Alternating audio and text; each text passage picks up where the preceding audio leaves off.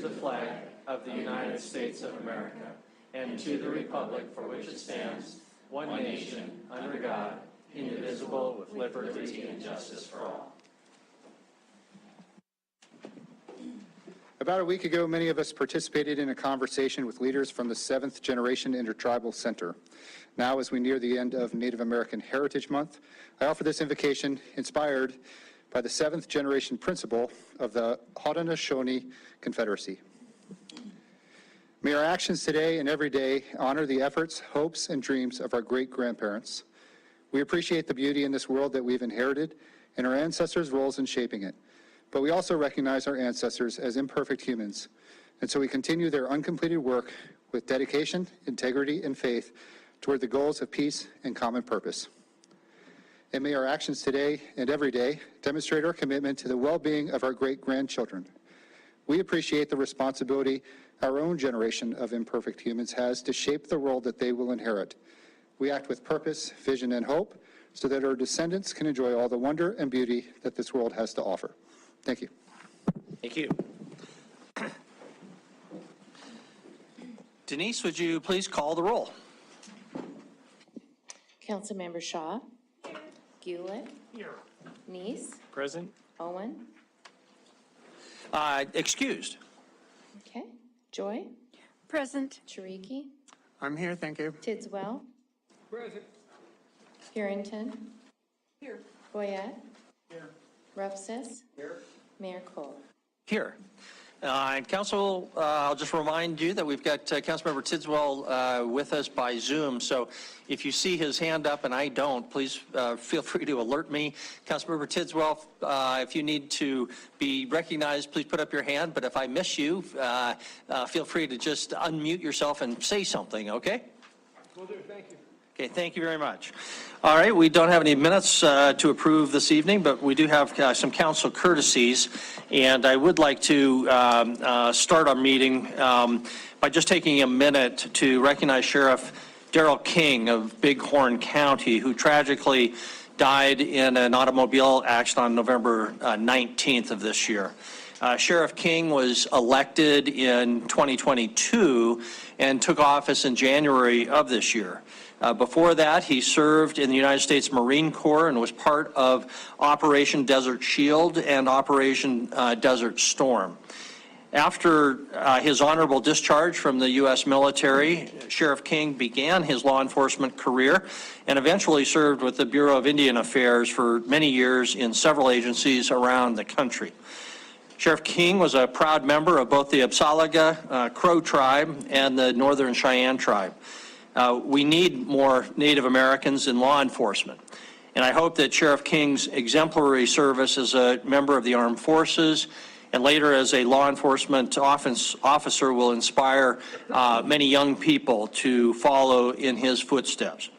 Our hearts and prayers are with Sheriff King's family, friends, and the citizens of Bighorn County. Sheriff King's memorial service will be held on Wednesday at 10 a.m. at Lockwood School for anyone who might want to attend. Cards can be sent to his family in care of the Bighorn Sheriff's Office at P.O. Box 905 in Hardin. And I'd like to thank Councilmember Purington for suggesting this tribute in honor of Sheriff King. Also, I believe, Councilmember Boyette, you wanted to make a special recognition this evening. I'm going to turn it to you. Thank you, Mayor. Thank you, Mayor. I'd like to ask Brian Dennis to come forward. He's the CEO, president of the Boys and Girls Club of Yellowstone County, and a good charity that I personally donate to. Welcome, Brian. Thank you, Councilman Boyette. Mr. Mayor, members of the council, it's my pleasure. Oh, it's secret. I appreciate the opportunity to be here this evening to share just a few minutes about the great stuff happening at the Boys and Girls Club, in particular with our teen program, which has been 20 years in the making, and we're very proud of. I brought more information than I'm going to cover. There's two documents. One of them, the second document, is supposed to be a very cool multi-fold brochure that is somewhere in the United States mail. So you have a copy. I do want to talk through the blue slide presentation just briefly to give you a sense of our scope and some of the work that we do. We have 4 clubhouses inside the city of Billings. They've got the schools that we serve. We also have a long-standing partnership with Lockwood School where we serve over 100 kids a day right on campus. The last couple of years, like everybody else, has been challenging, but I am very excited to report that as of the last week, we are at 1,000 members, which is closer to where we were pre-COVID. It's up 22% from last year. What I'm most proud of is we have 253 as of last Wednesday, 253 middle school and high school members. I think outside of schools, we may be the largest program in the state serving middle school and high school in the out-of-school time space. And like I said, that's been 20 years in the making.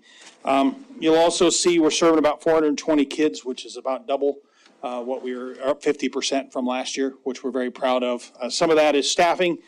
We've been able to hire some more folks, but we are committed to serving kids, and that is all the kids in our clubs.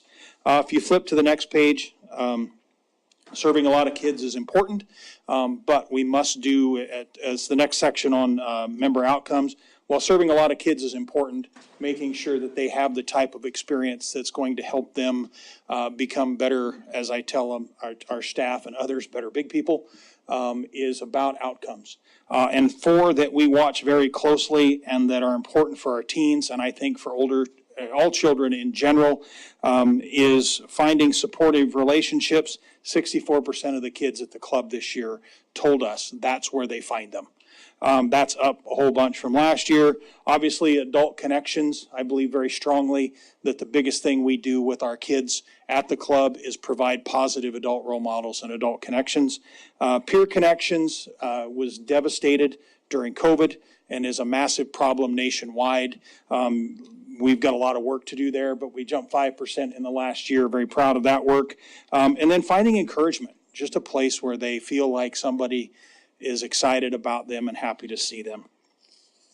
Key to that success, key to the growth in our program, it's all about kids being at the club long term. We've got staff that work for us, kids that have been coming to the club. I've known them since they were 6 years old. They're in their 20s, which makes me old. But as you can see, 39% of the kids we measured that we had last year were at the club 2 or more years. And that is key to keeping kids engaged, keeping them on the right track. Our teen success has been about growing and retaining our members. We haven't recruited a bunch of middle school and high school kids. We've kept them engaged long-term as we've expanded the program and provided positive adult role models for them. Finally, I would like to just talk about, there's been a lot of conversation about teens in our community lately, unfortunately for the wrong reasons. I am very proud of the work that our team does. And on the back, just some brief bullet points of the types of things that middle school and high school kids can find at the club that, in our opinion, makes a big difference. One of the key things is a safe environment designed for them. We through painful experience, have learned what not to do to try and engage older kids, and we've struggled with that. But we have full-time teen professionals, 2 of them that have been here 5 to 10 years. They make all the difference in the world. They're the ones that build the relationships.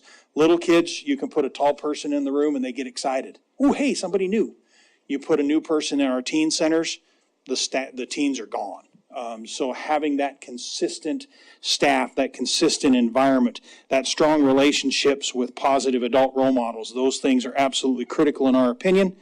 Hope and opportunity. Far too few kids in our community come from some pretty tough backgrounds where hope and opportunity don't necessarily thrive. That's something we do very well. College and career ready, or college and career exploration. Success for the club is 3 things. Kids graduate from high school with a plan for the future, whether it's college to go on to be great college students, to be in tremendous young employees for employers here in our community, or ready to serve their country. Those are all equal wins for us. And our program is designed to help kids stay on track and find that right path for them. And then service is a big piece.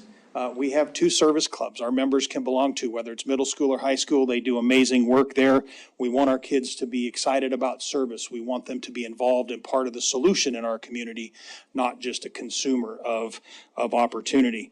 Workforce training and first-time employment. Whether we've got some, Mike's been in our, Councilman Boyette has, and Councilman Rupsis have been in our clubs. We have a coffee shop. The kids have their own business. They're learning to be entrepreneurs. They're learning all the things that young employees get hit on because they don't know. At the club, they're learning those things, and we're providing first-time employment. And then finally, kids have opportunities they don't get to do elsewhere. Regional travel. We go to the National Keystone Conference, 1,500 kids, high school kids, if you can imagine. I don't go. That's too many. 1,500 kids from all over the world go to the Boys and Girls Clubs of America's National Keystone Conference. We've got a team there every year of kids. What a tremendous opportunity. First time on a plane, first time to go out of town, all those sorts of things. And there's more where that came from. But I'm happy to take questions. I know I talked too long. No, not at all, Brian, and thank you very much for what you do and for what your team does. I hope you'll express our appreciation. As you said, we've got kids that are at risk in our community, and giving them those positive role models and that hope for the future is critical, not just to their future, but to improving the quality of life and the public safety for all of Billings. So thank you very much for what you do. Councilmember Boyette, do you have anything you wanted to I lead just off want to with? say thank you, and I'll see you soon. Thank you all. And we're here to serve. Please don't hesitate to call. Thank you. Any questions? Chris? Mayor Cole, if I could just add, Brian, when we toured one of his facilities a couple of years ago, he handed me a copy of the book Hope Rising. I should have brought copies. And after reading it, listening to it another 2 or 3 times, it is a powerful, chock full of really good information. We also heard a lot about it at the Family Justice Center, where we were focused on the strategic plan. So I just want to thank Brian for his work, for him introducing that to me. I've learned a lot from that, and would encourage any of you to pick up a copy of it. It's really informational, and really just wanted to express appreciation, as I know all of you have, for Brian and his work. I have a box full at my office, so you don't have to buy them. I got a whole bunch. And I guess the only thing I would say is the Boys and Girls Club, as good as it is, it's not the only organization in our community that's investing in our youth. So we really encourage everybody, if they have some extra time, look into ways that you can volunteer to make a difference in the lives of youth in our community. Tomorrow is Giving Tuesday, and I'm sure that all these organizations could use your financial support as well. So thank you very much. Anything else for Brian? Okay, thanks very much. Other council courtesies this evening? Are there any other council courtesies? Don't see any. We do have a proclamation this evening, and it is in recognition of our 16 days of activism against gender violence. The resolution, or the proclamation rather, reads as follows. Whereas we, as citizens of Billings, Montana, recognize the worldwide problem of violence against women occurs even here, and whereas there was a reported 6% increase in the number of cases of domestic violence in the state of Montana during the period of 2016 to 2020, according to the Montana Domestic Violence Fatality Review Commission 2023 report, and whereas according to the same report for the period 2019 to 21, over 30 violent domestic violence incidents resulted in 48 deaths statewide. And whereas for the period of 2020 to 21, 3 women living in Billings, Montana were the victims of homicide committed by their intimate partners, as reported by the commission. And whereas gender violence is traumatic to the body, mind, and spirit, and can prevent people from being fully active participants at home and in the world. And whereas the health of parents and caregivers is critical to the overall health and well-being of their families and the larger community. And whereas gender violence costs the nation billions of dollars annually in medical expenses, police and court costs, shelters and foster care, sick leave, absenteeism, and non-productivity. And whereas despite the best efforts of advocates against gender-based violence, it must be concluded that gender violence has not yet been eliminated here or elsewhere around the world. And whereas we, the citizens of Billings, support efforts of individuals and joint organizations such as the Zonta Club of Billings to raise awareness, stimulate discussion, and advocate for statewide solutions that will curb gender violence. And whereas the citizens of Billings join thousands of others from around the world to assert that the right of women and men to be free of violence is a fundamental human right. Now, therefore, I, William Cole, Mayor of the City of Billings, do hereby proclaim the 16 days between International Day to Eliminate Violence Against Women on November 25th and International Human Rights Day on December 10th as the 16 days of activism against gender violence. And during these 16 days, all Billings citizens are urged to support work to end gender violence and to eliminate the detrimental consequences of gender violence that it has on the well-being of our city. And this evening, we do have a representative or two from the Zonta Club. And so, Ann, I'm going to ask you to introduce yourself and comment further on the proclamation as you'd like. Thank you, Mayor Cole and city councilors. My name is Ann Heffeneider, and I'm a member of the Zonta Club of Billings. One of our chief aims in the club is elevating the status of women by the elimination of violence against women. As I was trying to prepare remarks, all I could think about was Police Chief St. John's statement at his press conference earlier this month. A reporter asked him a question about the proposed Family Law and Justice Center, and he said that while gang-related shootings draw the headlines and the public's attention, family violence, violence in the home, is double or triple the number of shootings. Domestic violence doesn't grab headlines or attention unless someone is murdered. The violence statistics are basically the same as they've been for years. 1 in 4 women and 1 in 7 men are victims of violence at the hands of their intimate partners. Domestic violence deserves the attention of the public and the work of trying to eliminate it, whether by legislation, policy changes, early intervention, mental health counseling, or education. And I thank you for providing us with another spotlight on the problem with your proclamation. Thank you. Thank you, Ann, and thank you to the Zonta Club for all that you do over the years on this difficult problem. That then is the conclusion of our proclamations. Council reports. Any council reports from organizations on which you sit on behalf of the city? There are no council reports, it looks like, so I'll ask our city administrator, Chris, whether you have anything for us. And then I have I'll need to address a scheduling issue on our agenda when you're done, Chris. Mayor and Council, just a few brief things. So first, just a reminder that a week from tonight, we will not be in this room, but we will be at the library community room space, so we can be a little bit more of a round table. We will be focusing on dialogue with staff as well as some folks we've invited regarding public safety. So we'll most predominantly focus on all things except crime prevention, because later we will be having a similar discussion that will be focused on crime prevention. So just a reminder again, a week from tonight, same time, but different location at the City Library Community Room.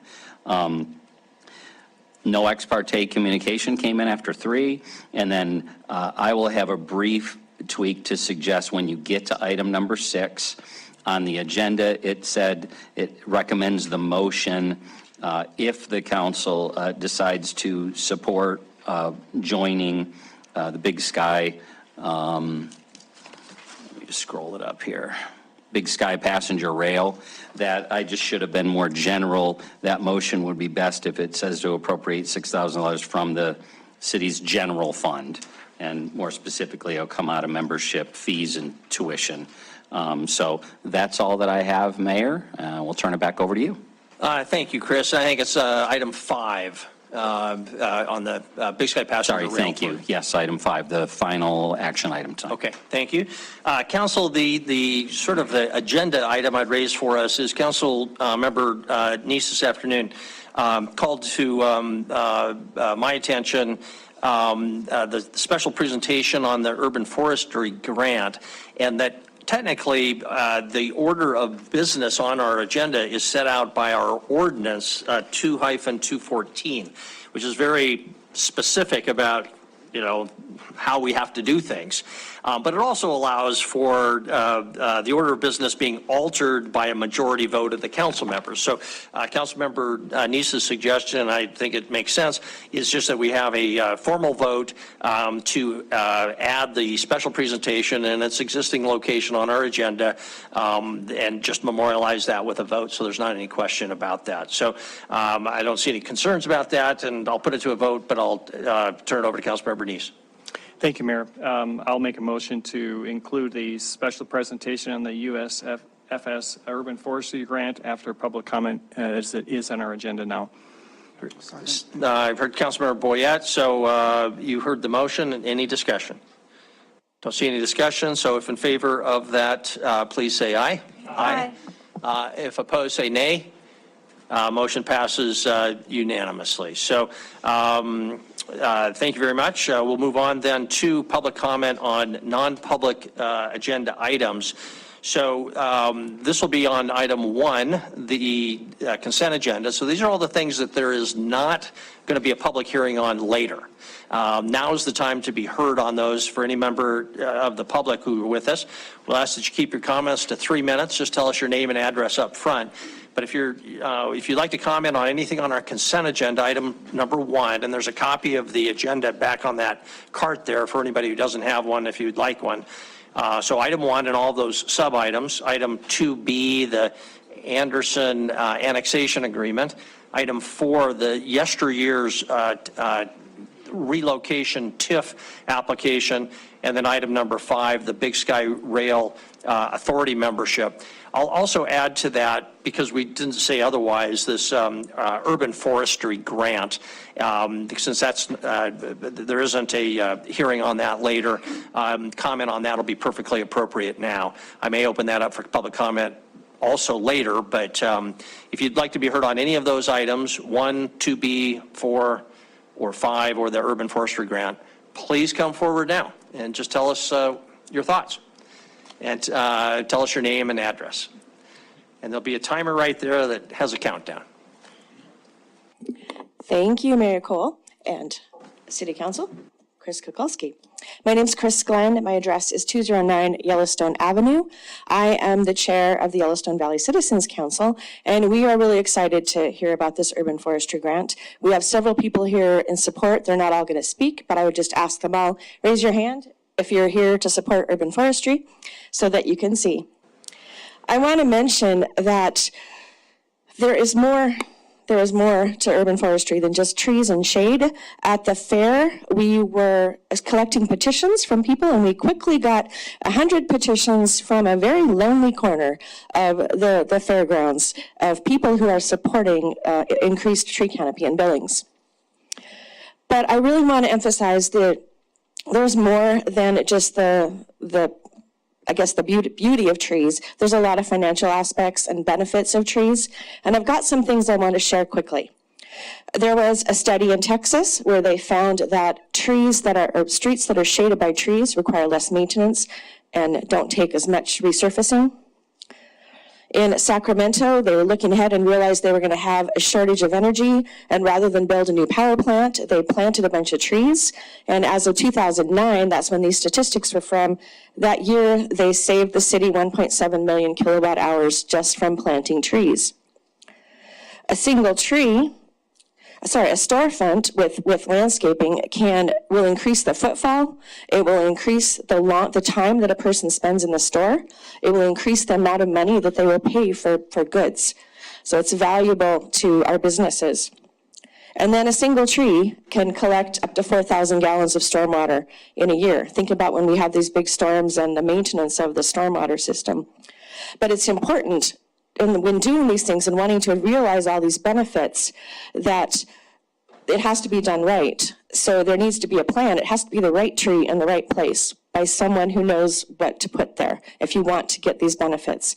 And so it's important that we know where trees can go. We have somebody knowledgeable that is managing the urban forest, that they have a plan and a system for doing that. And I just want to echo again the thanks to the city for going for this grant. Thank you for your interest in urban forestry. I think it is a benefit to our other city departments and that it can be used to support them and to reduce costs across the city, as well as improving the beauty of our city. Thank you. Thank you very much.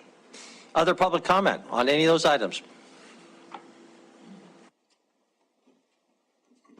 Good afternoon, Mayor, council members. My name is Riley McCauley. I'm a representative for the Carpenters here out of Billings, Montana. And I'd like to speak on item number 4, the tax increment districts. So in the city of Billings, you know, typically those tax increment districts end up going to our projects that are inside of our community. So when we're in these community projects, it would be nice to see some sort of community hire language go into these agreements where we're using a percentage of community hire that brings community members into these projects, as well as apprenticeship utilization to train our youth that's going to be coming up in the next generations in these projects. By bringing apprenticeship and community hire into these, we're helping build community wealth inside of our city. We're keeping our tax dollars in town. I can name off a few different projects that are in the Billings community currently, that one of them is a TIF funded project, the other one is a city funded project that is using out-of-state workforce where the workers are not being paid properly, or they're utilizing underground economy or tax fraud, which is a avenue where they pay cash money on the project to the workers that are on site. The general will hire subcontractors, an independent contractor will end up directing 5 or 6 guys, and they're utilizing those workers and paying cash money versus paying the dollars that could come back into our community. So that tax fraud, what ends up correlating back on that is going to be, you don't have the tax increments that a typical employer would pay, which is creating an unfair advantage for the employers from our communities to be able to bid these projects. These other entities are coming in, paying cash money. You're not getting your tax dollars into your community.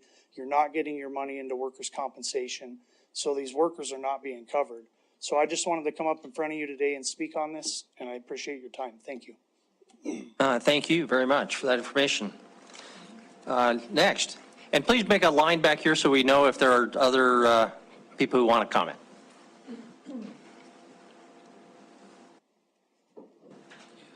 Thank you. My name is Scott Myers. I'm the volunteer curator of the Yellowstone Arboretum at Zoo, Montana, and I'm here representing the Yellowstone Valley Citizens Council to talk about the Urban Forestry Tree Grant.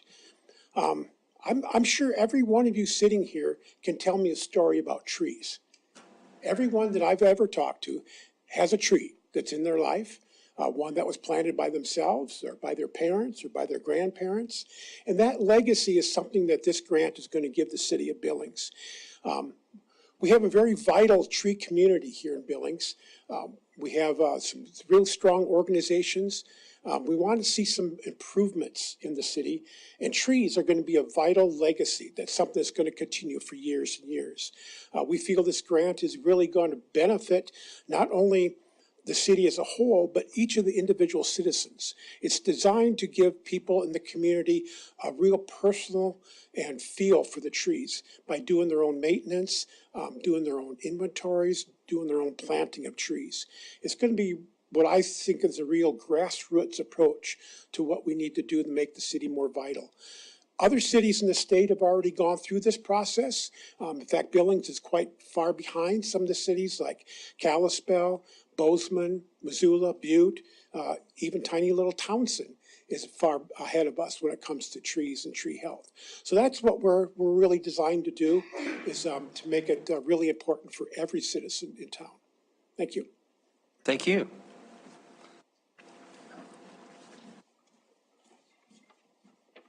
Good evening. Jess Peterson, 4030 Thunder Ridge Road, Billings. Mayor Cole, members of the council, thank you so much for this opportunity here to speak this evening. I'm here to speak on behalf of the Big Sky Passenger Rail Authority. It's now located in downtown Billings, here in the Grand Building. Our team, Western Sky Strategies, staffs it, and a lot has taken place. A lot of progress has been made on the authority. Understanding that my good friends in the county here a few years back held up from supporting it. I get that. More information needed to be known of what was going to happen with funding and partnerships and who all was going to get on board. We got a lot of folks getting on board with the Passenger Rail Authority. And we need your support, and I'll walk through a couple things that are happening. As of right now, the Big Sky Passenger Rail Authority has 20-plus member counties. And what it does is, through the infrastructure bill, they talked about increasing passenger rail. Now, it's going to happen one way or another. It's either going to be on the coastal lines, and we're going to be forgotten here in the mountain states. So that's one, very real. It needs to happen. It's going to happen in somewhere. Could happen in this area. It connects passenger rail through the southern spur just down the street here that we see the freight trains going. We could put passenger rail on there. It would be connecting Seattle to Chicago right through Billings and all the good stuff that comes out of it. Now, because of the authority, we have this southern route is now included. That's one. So we've got that happening. Two, they've also added another potential route. So as of right now, the Federal Rail Administration was directed by Congress to look into routes. And so we have pushed and pushed to get this southern route in there. It's in the infancy stages. They're moving in that direction. From there, they'll look at including routes. So they've been doing research this entire summer. They're about to make an announcement. We think it's going to be good. It's even better, folks. They are talking about a spur, a southern route from Billings to Denver. They added an additional route. Yet we still don't have a seat at the table. That's going to change here this evening. In addition, you say, well, what, we're working on that. What all commitments are allowed there? The Pacific Northwest Economic Region, also known as PNWAR, we have a grant with them that will look at bringing back, some of you might recall the small parcel service that Amtrak provided. That is on the table right now. We're working with BNS on another project. So we're with some of these projects. We have a PNWAR grant that we're working on right now. But we can't come into Billings because we don't have a partnership with anybody in the area. But we have all along that area. So we'd like to sit down with city staff, with folks in the area, and work on that. Last but not least, there was a study done as they were looking at routes. Top places suggested by stakeholders. This is from Seattle to Chicago. Had all the B words in it. In Montana, what do you think was in there? Broadus, Baker, Butte, Bozeman, none of those made it. You know the top listed area for stakeholders? Billings. Billings was the top list in that area. So let's make it reality tonight and join and get a part of it. So thank you so much. I'll be around, Mayor, members, around 7:30 for any additional information. Thanks for your consideration. Very good. Thank you, Jess. Appreciate it. Any other public comment? Good evening. Is this on? Yeah. Jack Hansen at 2826 Poly Drive. Good evening, Mayor Cole and members of the council. I'll also add I was born at Deaconess Hospital and I'm a proud graduate of Billings Senior High, just to get that in there. I hadn't planned on speaking tonight, but I was prompted by the comments from, is it Ryan from the Carpenters?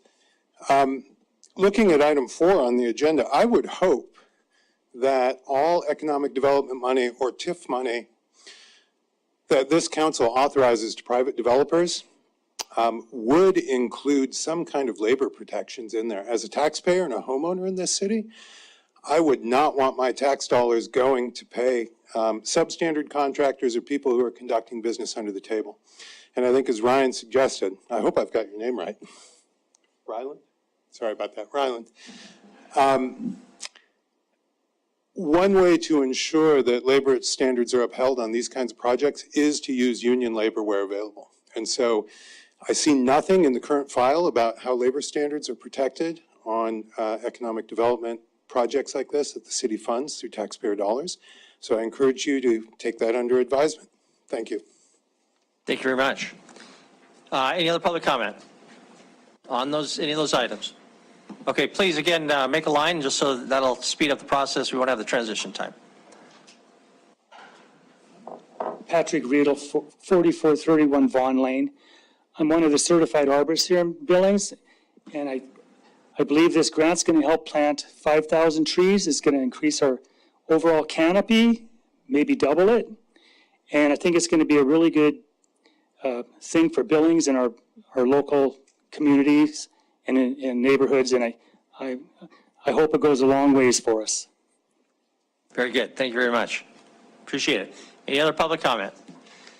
No one's coming forward. No one's on the line. So we'll close the public comment on those non-public hearing items and move on then to our special presentation on the urban forestry grant. Our City Parks Department Director, Mike Pigg, is our presenter.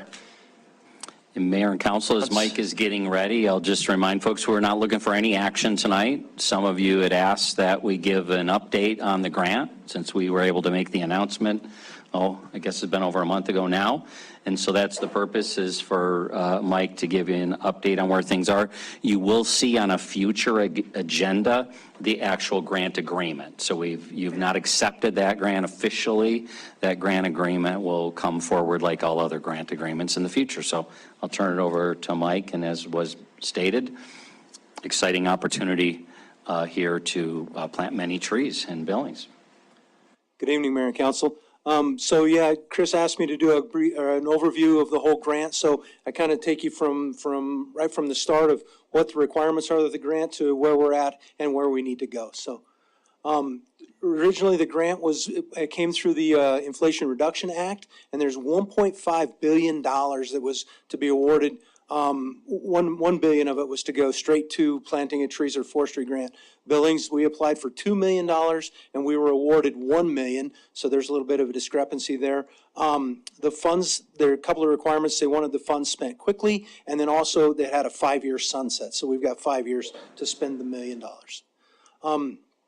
Essentials for the grant. So their focus was social equity. That was one of the first things that they mentioned. So in our grant application, we mentioned social equity and also mitigating climate change. So social equity, they found that there's a historic imbalance in the economic disparity. So the lower income areas don't have as many trees. The trees aren't as healthy and aren't as a variety of trees that are adapted to the environment. They also found that when they gave us a map or a service area that we could look at, and we chose the low income areas, and by doing that we don't have a match with the grant. So they gave us a map of the area, and I'll show you that here in a second. Shows you where we could plant trees and we don't have to have a match. And it's to try and bridge that social inequity, so we plant more trees, increase the tree canopy in these low income areas.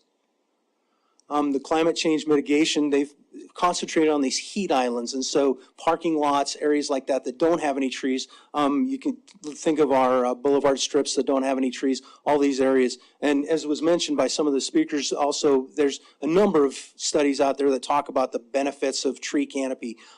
Cooler temperatures across the whole city, has a traffic calming or a slowing of traffic.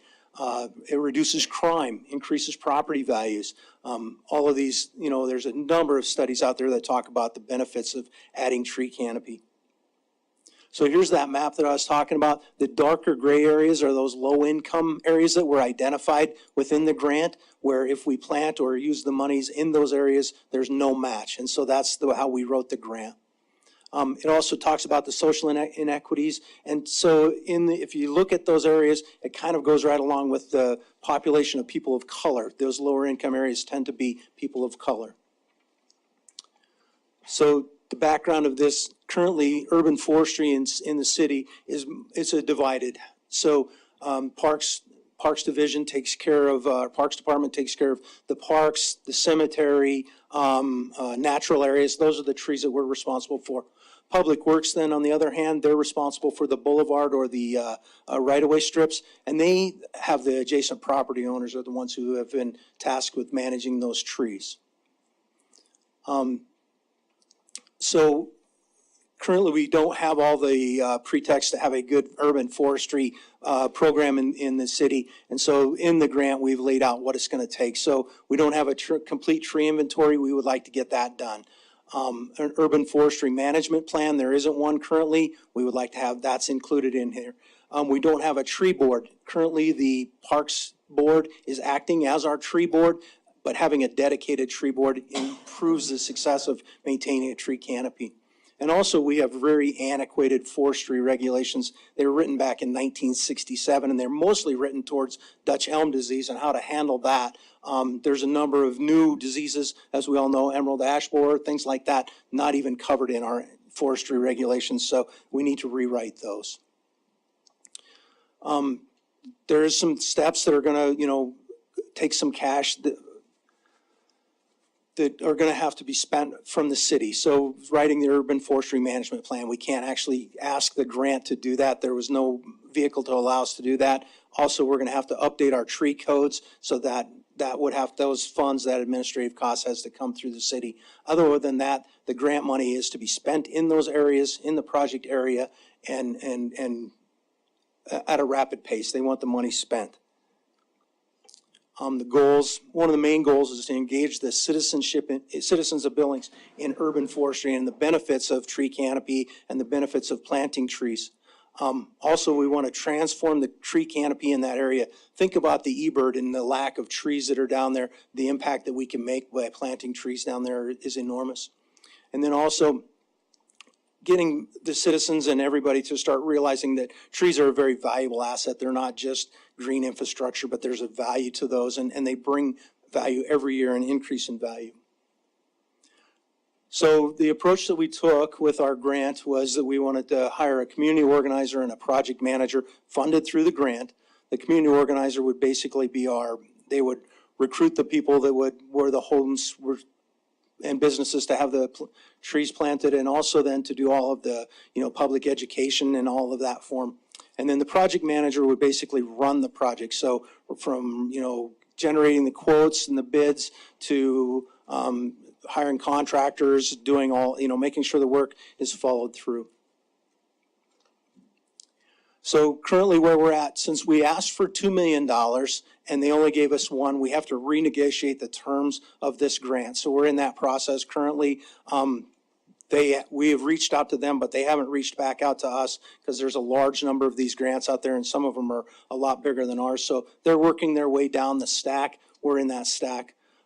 Staff is also working towards establishing a tree board, taking that process away from the Parks Board and actually having a fully dedicated tree board that's looking at the urban forestry. And then also we're increasing and collecting our inventory data.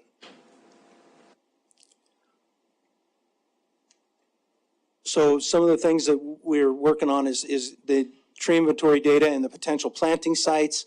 So if you think about it, when we do that data or that tree inventory, we'll be looking at all the trees in that area and then looking at the conditions of those. And as we analyze that, we can determine whether they need to be pruned or if they just need to be removed. And then that can actually also be paid for with this grant. So we can prune those trees in the boulevard strips using grant funds. Also, we can remove trees from the boulevard strips that are hazard trees and things like that, and then replant those trees with better varieties and ones that are better suited for our environment. Then also, we want to find these areas where we can plant trees in those impervious areas like parking lots and concrete, sidewalks in the boulevard strips, so that then we kind of start getting that cooling effect from the trees and then get those trees planted. And so basically, that's kind of a big overview of how the money was dedicated, how we chose to spend it, and then also where we're at with the projects. I guess you're ready for some questions. I am. All right, I'll start you off a couple, and council, you chime in. But two questions, Mike. One is, what are we going to do about replacement trees? Are we going to keep some of this money in reserve? It's a tough life out there if you're a tree, and there's a good chance a lot of you are going to die. It's a dog-eat-dog world. And I'm reminded of the trees that were planted along between Grand and Broadwater, for example, in the boulevards, which were beautiful when they first went in. Probably at least 50% are now gone. And as far as I know, there's no plans to replace them, and maybe maintenance issues were there too. So that's one question. And then the second is, how do we make sure that the dollars for administration, you're talking about hiring 2 people, don't eat up the money for actual trees in the ground? And so. Yeah. So first on the maintenance issue, Mayor, first off, I think the big key is to identify varieties of trees that are suited for those environments. And so taking a tree and planting it in one of those hostile, environments in like a parking lot, stuff like that, if it's not the right variety, then we've already got an issue and we've already got a problem. So I think choosing the trees correctly is going to be a big key. And we've been working for the last, since I've been with the city, 10 or 12 years, trying to identify those varieties that work best in our environment, work best in the city of Billings. Also, we've found that proper maintenance the first 3 years of a tree's life increases the likelihood that it's going to live, a full life. And so we've done a lot of things with our trees in the Parks Department to increase that survivability. We water them when they, give them supplemental water, not just utilizing the water that the irrigation system is providing. We mulch them properly, we prune them properly, we make sure they're fenced, all these things to protect those trees, to give them that chance of survival and give them those first 3 years that we find are crucial. We found then after that, we can lower the standard of care that we provide them, and then they have a better chance of survival. So I think there's some ways we can increase that.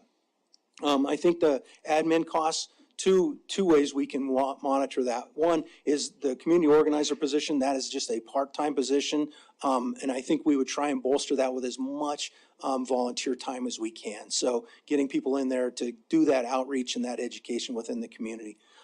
Project manager wise, though, I think that's going to be a very key person, just to make sure that we stay on that 5-year timeline, and that, we stay focused in that area, and we're hiring good quality contractors and planting good quality trees.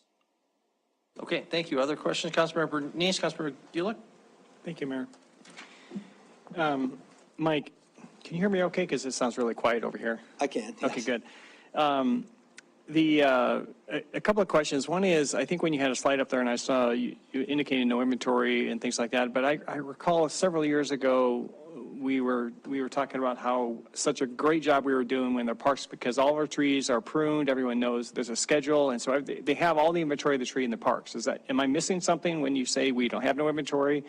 When we heard a few years ago, we have, and they maintain all those trees because there's a liability issue there. So we have to make sure we're trimming those trees to prevent any kind of liability issues. Correct. So if you remember the slide I put up there that shows that we're a split community. So the trees in the Parks Department, we have a great inventory of those. We do a good job of maintaining those. Those are on a 7-year pruning cycle. Except for in the natural areas, those trees are not necessarily inventoried. Think of those cottonwoods down along the river. Right. We don't inventory those. Where we're lacking is that other side of it in the public right of way. We don't have an inventory of those trees at all. So we don't know what's there. We don't know the conditions, and we don't know, where they're at pruning wise. Okay, and so I think maybe that's where I'm confused, because typically when we talk about the public right-of-way and things like that, we're talking about Public Works is doing some of these things. So why is the Parks Department handling this and maintaining it and not the Public Works Department? So we are working closely with Debbie in the Public Works Department. Debbie had some input on this grant application. We've talked to her a number of times. I showed her this presentation before that, so we've talked about this and she understands all that. The Public Works has put that maintenance of those trees on the adjacent property owners, and then that's where they feel that the liability lands, and so that's why they've allowed those people. But this would at least write them into a management plan. This grant would write them into a management plan, at least give some guidance to those homeowners so then they understand what the conditions and what trees should be planted. Okay, so Mayor, if you don't mind following up. So are you saying that some of these trees that get planted, or the ones we prune and take out, replant them, that once they get on a maintenance schedule, there'll be SIDs that we're going to be assessing to the local property owners there to maintain those? Did I hear that correctly? No, there's no SID involved at all. So the maintenance of those trees, once they're maintained, once they're planted and given that first bit of life that we're going to give them through the contract and through the grant, then it would fall back on the property owners to maintain those trees. Okay, so it's basically in their right away, they have to maintain that right away. And so, okay. Correct. And then one quick question on the map. I didn't see the heights up there at all. Did you look at the heights, low income areas, as far as any kind of tree needs up there? Because I know there are. Yeah, I agree. There is. That map was provided to us by the Forest Service. And so that is where they identified we had no input on the map. Okay. So renegotiation, you can't throw a couple of trees up in the heights? Anyway, just if you can. Thank you. Yes. Very good. Thank you. Councilmember Gillick and Councilmember Joy? No. Councilmember Gillick. Well, first, I'm really pleased that the city went for the grant and got it. And I know when I was, so first the comment, I guess, when I was campaigning in Ward 1 and walking neighborhoods, that was actually a need I identified is, some neighborhoods had some trees kind of here and there along the boulevard. They were oftentimes in dire need of pruning. They're just all woody and it did reflect on the neighborhood and also it just was not nearly as pleasant walking around as it was in the shaded trees, so near shaded neighborhoods. So thank you. The question would be with the positions, you have the organizer, the community organizer position. I wonder if, City of Billings has a really great VISTA program. I wonder, maybe there is problems with turnover, but we've had some excellent VISTA volunteers who do really excellent work in the community. I wonder if they might be a good fit for that particular role. So, would you think so? Have you considered that? Yeah, so I think, once again, I think that we can go back and look at that position and look at it, helping it out and supplementing it with volunteers and vistas are definitely a great source of that. Okay, thank you. Councilor Purington. Thank you. Thanks, Mike. Some of the questions that I had did revolve around that first map that you had up there. Because I thought you said that those were the areas that were not part of the match, the darker areas. I don't know. Okay, so the dark areas were the match, where there was no match required. So if we went outside those areas, we could plant trees outside those areas if we would have wrote the grant that way, but we would have had to come back with a match. And since there's no funding available, no funding source, then we just chose to stay within those areas. There's more than enough need in those dark gray areas to plant $1 million worth of trees. Well, that was my question, is because those are the older parts of Billings, and to me, those are the places that have a lot of trees. There's a lot of areas in the Heights that I know that don't have them, and even on probably the south west end of Billings that don't have trees. So, so I guess that's kind of my hang up with this, is that they're telling you where to plant the trees, basically. The government is telling you where to plant the trees. If you want the $1 million, you do what we want you to do, correct? So there's some correct to that and some a little bit of a difference. This is not just based on income. They did more than income in this. It also has based on tree canopy. And so they've done a tree canopy aerial survey to get us to this data. So this is not just, they identified low income and then low tree population. I know it seems like these areas have a large number of trees, and if you go through some of those neighborhoods, there are. But if you go down on that south side and you say, okay, there's a tree here and a tree there, but there's large stretches where there's no trees. And if you look at the whole Ebird, that whole section's in that, and there's very little trees there. I think also the trees that are in those areas are in dire need of either pruning or removal, and then the majority of them are sadly green ash trees. As we know, green ash trees are going to be going away here very shortly as emerald ash borer moves into this part of the country. Okay, so that kind of brings up to my next question, that you mentioned that the citizens will be responsible for those trees in the boulevards, are the ones that are planted, I suppose, in the right-of-way by their property. Is that correct? That is correct. They're currently responsible for them, too. Okay, so what I'm kind of getting at is that your next slide, where it shows the lower income neighborhoods, that those are the ones, those people are going to be hit with whatever those maintenance costs are on the trees, that they don't have them. And chances are they don't have the means to take care of trees. So is that going to go into a code enforcement thing? Well, now they're going to be fined if they don't maintain their tree. So how is that going to work after this 5 years? So first off, we're not forcing anybody to take the trees. They would be taking them and understanding, with a full understanding of this is what it's going to cost, and that's the educational component. We got to educate those people to understand there's a cost to owning a tree, but also the benefits way outweigh the cost. And so I think if they would when we show them that in that education piece, we'll show them, sure, there's a cost. You got to water them. You know, if they're properly pruned, the pruning cycles are easier to maintain and easier to go and cheaper. And then also the benefits over the course of the time that will weigh out are way more than what it costs to have that tree installed. Very good, thank you. Any other questions for Mike? Councilmember Tricky? So let's say that we put an organization comes together for the Heights, and they say that they're going to start buying the trees. That would then be placed in there? Would we be able to follow through with the people who are with the money from this grant to plant the trees raised by donations and volunteers?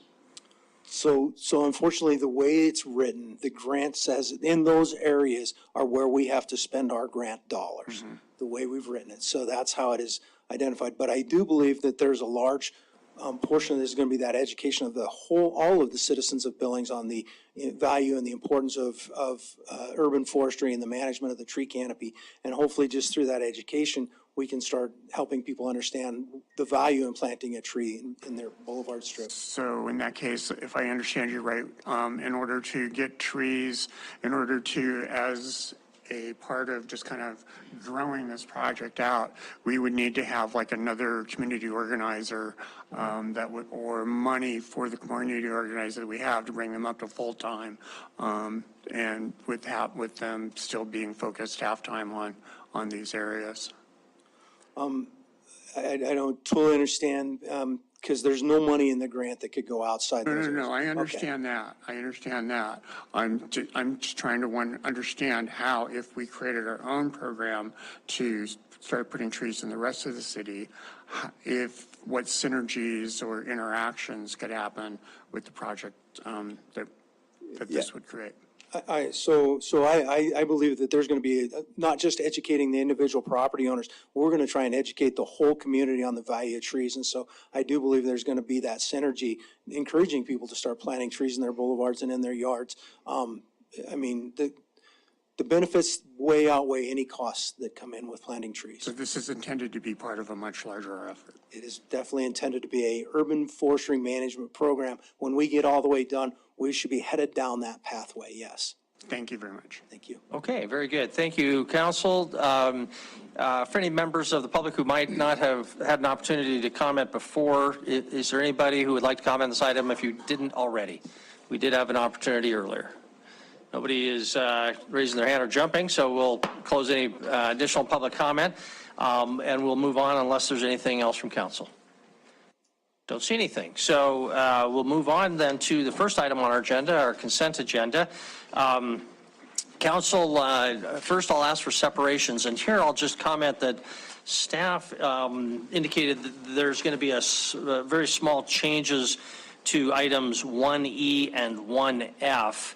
And so why don't I just separate those out, and then that way we can come back to them separately and they won't get lost. And Gina can explain small change there. Any other separations on the consent agenda? Councilmember Purington? Think H. 1H, resolution modifying council subcommittees. Okay, any other separate, Councilmember Neese? No other separations. I was going to make a motion.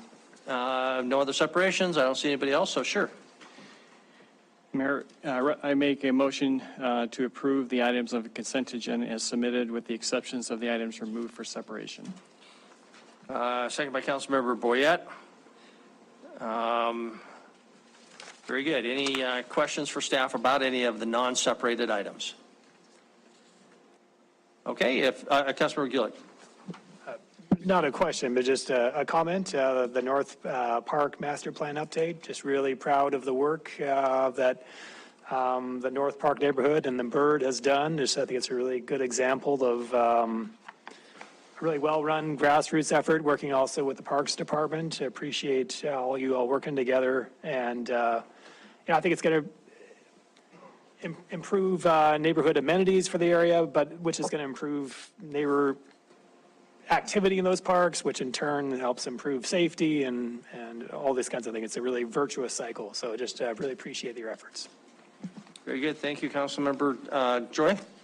Thank you, Mayor and Council. And in that same area close to North Park, there'll be a art hub that's going up, so based on indigenous identity. So looking forward to a really revitalized North Park, and the Community Development Board has put a lot into North Park too, including the adult exercise equipment as that goes forward. So I really am very hopeful for that neighborhood and the benefits from our investments. Thank you. Very good. Thank you. Councilmember Neese?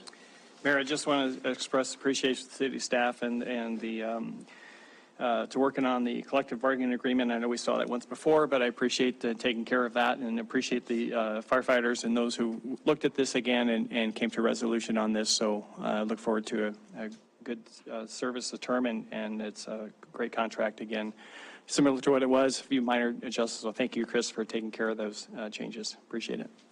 Thank you very much. Okay, Council, we'll move ahead with a vote then on the motion, which is for approval of the non-separated items. If in favor of the motion, please say aye. Aye. Aye. If opposed, say nay. Motion passes unanimously. The two items E and F, I'll just describe this. So these are the two easements along the Yellowstone River, south of I-90, between Washington Street and where the river bends north, Clark's Crossing. These are perfectly good easements from these property owners.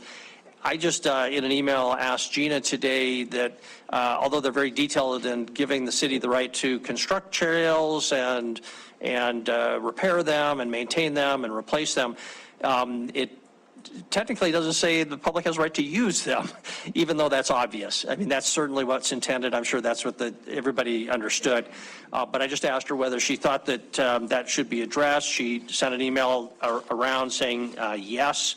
I'll let her describe it, but I believe her proposal was to add two words.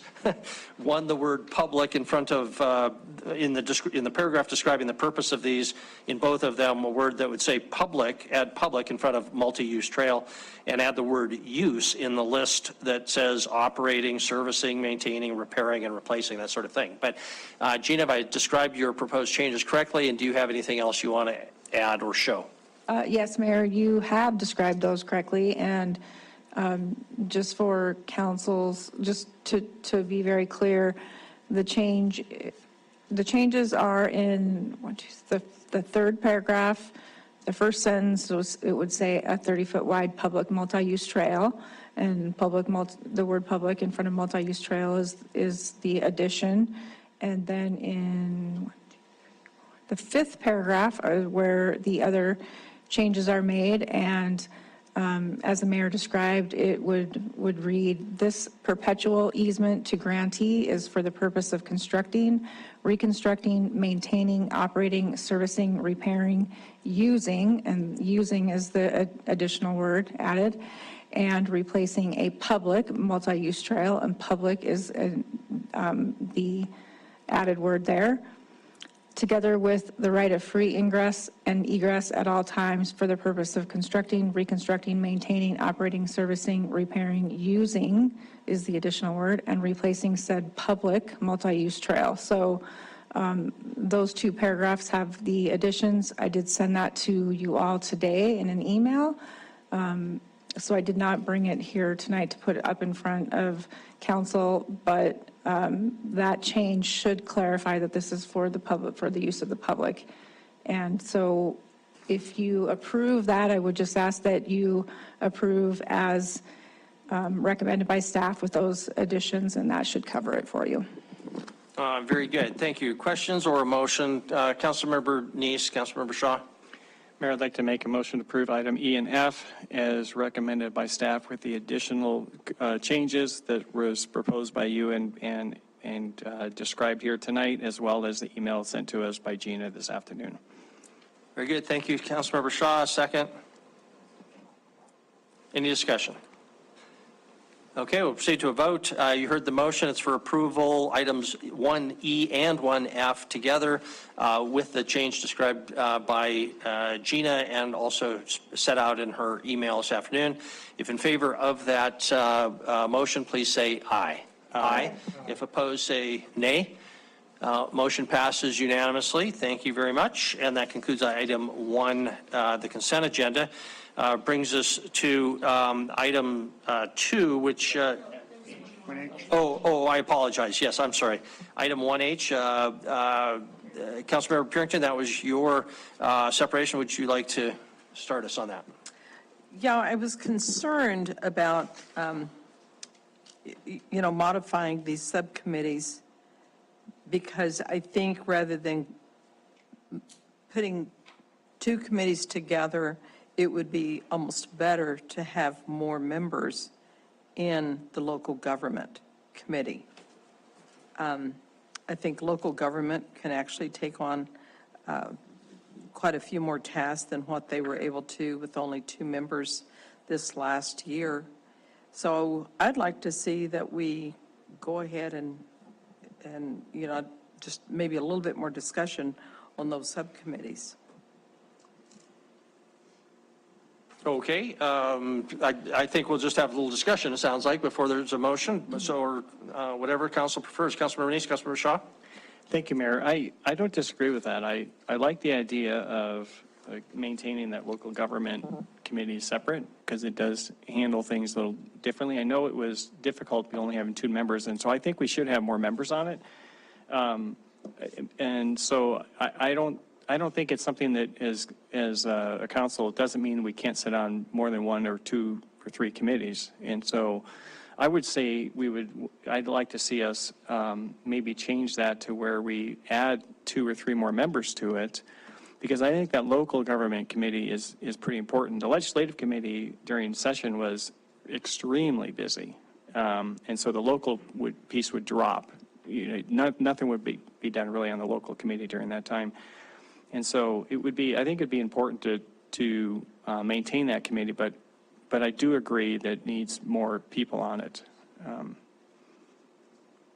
Okay, I'm sorry, anything else before we? No, I guess I would like to, if Dan and both Dan and Denise are here, or Councilmember Joy and are here, maybe they can speak on regarding that local committee and whether or not they thought having more people would help that committee or not. So.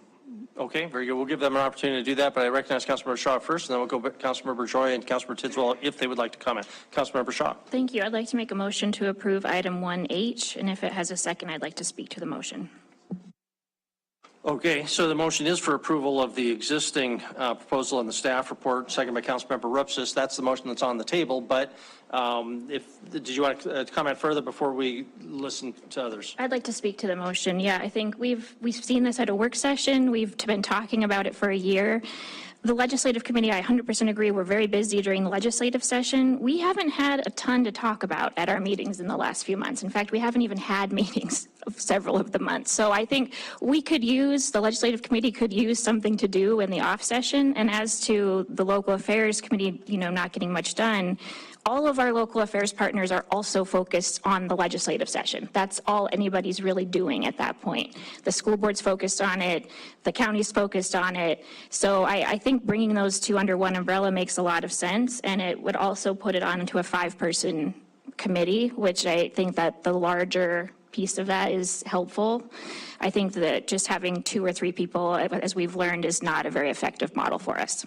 So I would urge us to just pass it tonight. Let's move forward with this so that when people are sworn in January, we can hit the ground running. Okay, thank you very much. Councilmember Joy and Councilmember Tidswell, if you'd like to comment. Councilmember Joy. Thank you, Mayor and Council. I appreciate that that this is a very good conversation. I mean, it's important. I think that what the local affairs subcommittee really was tasked with doing is very, very important. 2 people clearly weren't enough to sustain its activities. But I do think that if council went forward with making that piece, that local piece within a larger committee, I don't think that the interest of what we need to do with the local affairs actually gets lost. And so who knows, if Councilmember Tidswell or I were, however that shakes out, how that membership on, I'm very convinced and committed to local affairs agenda, the kind of things that need to be done. So whatever committee that I sit on, that would still be a very big interest to me. And I would think that maybe within that larger group, having a council member who has an interest or has a passion to continue to push forward those local issue area would be fine. So I think I will support the motion. Thank you. Okay. Councilmember Tiswell, did you want to comment? No, I'm good. Thank you. Okay. Further discussion on the motion, which again is approval consistent with the staff recommendation.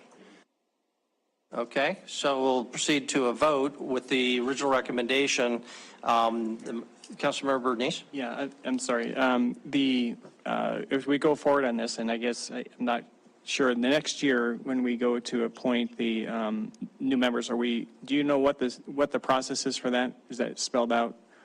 It's only whatever's in that document. Okay. And I think it's technically up to the mayor, probably with approval by the council. Okay. And in the past, we just sort of asked everybody kind of work it out. And hopefully that everybody will agree on what they want to serve on. Okay. I'll go ahead and support this motion. I think the idea, the first year we learned a lot of things from what we were doing. This will be a change, which will be another thing we'll probably learn on how we do some things. And so this is really an infancy in what we're doing here. So I think I'll go ahead and support this change and see how it goes and work with the next council to see if we need to change it, we can. So, okay, very good. Any further discussion before we proceed to the vote? Okay, again, the motion is approval as set out in the staff recommendation or the staff report, item 1H. If in favor of the motion, please say aye. Aye. If opposed, say nay. I didn't hear any nays, so Councilmember Purinton, you were on board? Okay, so motion passes unanimously. Then that concludes item 1. And now we can move to the regular agenda, item 2. The items 2A, little I, and little 2, first the annexation resolution and the zone change will be a joint public hearing. So Denise, why don't you read items 2A, little I, and 2A, little 2? Mm-hmm. This will be a joint public hearing for annexation 2309 and zone change 1036. Resolution is approving annexation 2309, a parcel generally located at 1093 Lincoln Lane. Staff recommends conditional approval. And then following that will be the first reading ordinance for zone change 1036, generally located at 1093 Lincoln Lane. Zoning Commission recommends approval and adoption of the 10 review criteria. Thank you. Hunter Kelly is our presenter. Hunter. Thank you.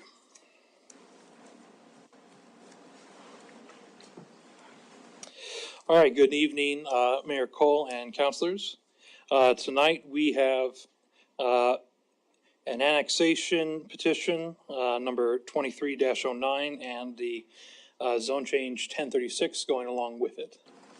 The owner of the property in question is a Levon Anderson, who is being represented by Performance Engineering, who has sent an agent here tonight.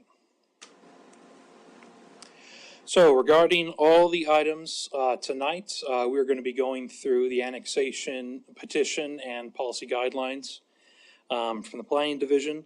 We will be going through the annexation agreement, as well as the ward boundary ordinance, which will include the recently annexed property into the election wards, as well as zone change 1036, bringing the property into zoning compliance with the city's zoning code.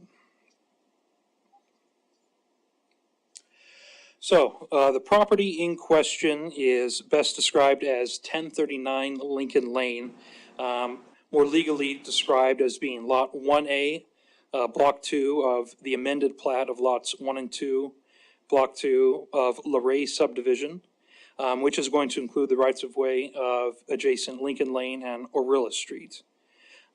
Said annexation containing 0.395 gross acres and 0.226 net acres, more or less.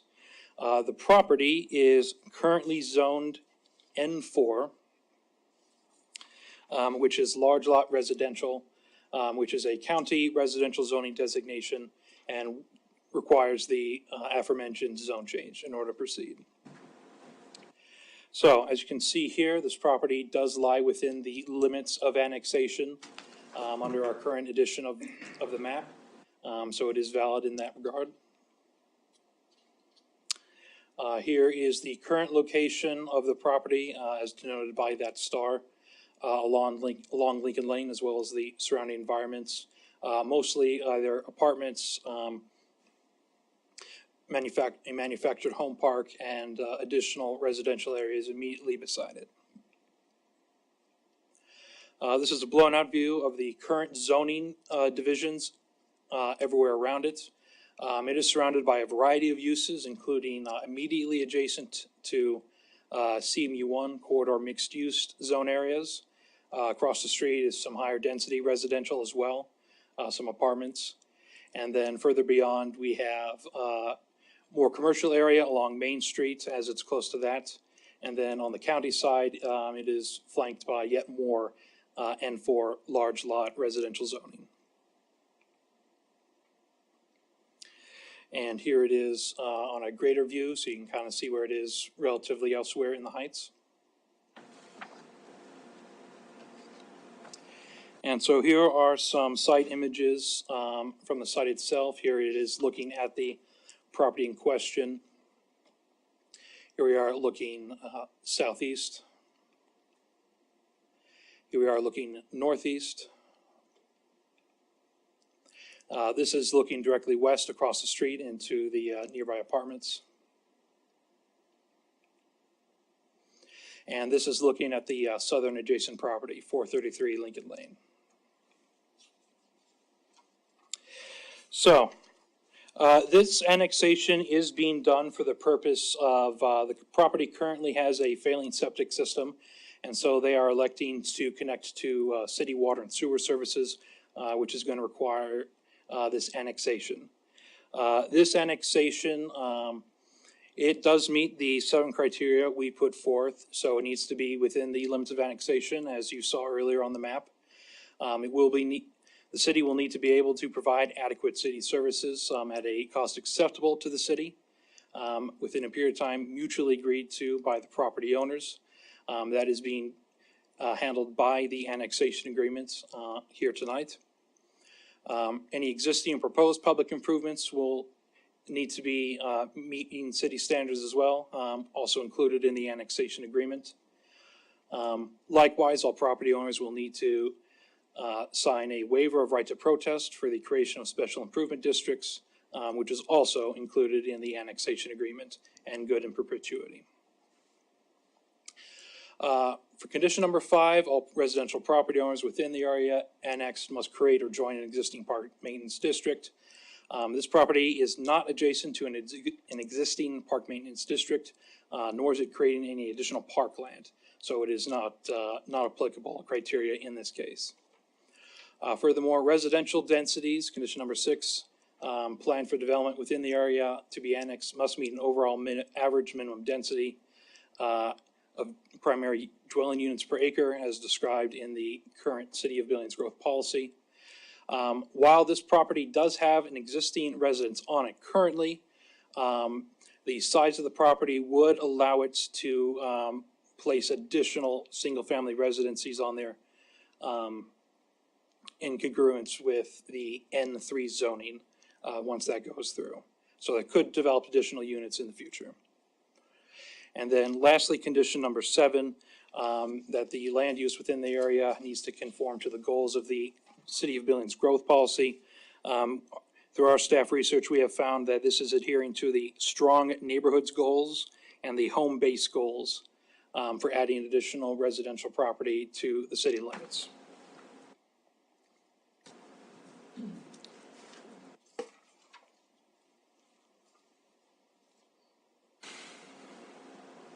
Hunter was doing such a good job, I don't even want to get up here. I'm pinch hitting for Karen Hussman tonight, but you do have a zone change also with this from N4 to N3. As Hunter said earlier, N4 is a county zone that only allows single-family residential. We can't have it in the city. So really, this is one of those examples that there is only one option, and that is N3.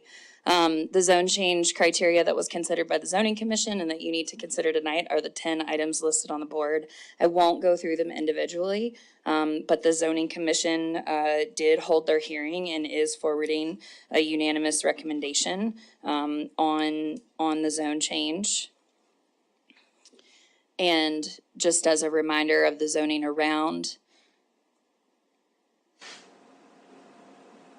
the zoning commission additionally just found that it does meet the intent of the growth policy as well as the Heights neighborhood plan, and it is a compatible existing use that should continue.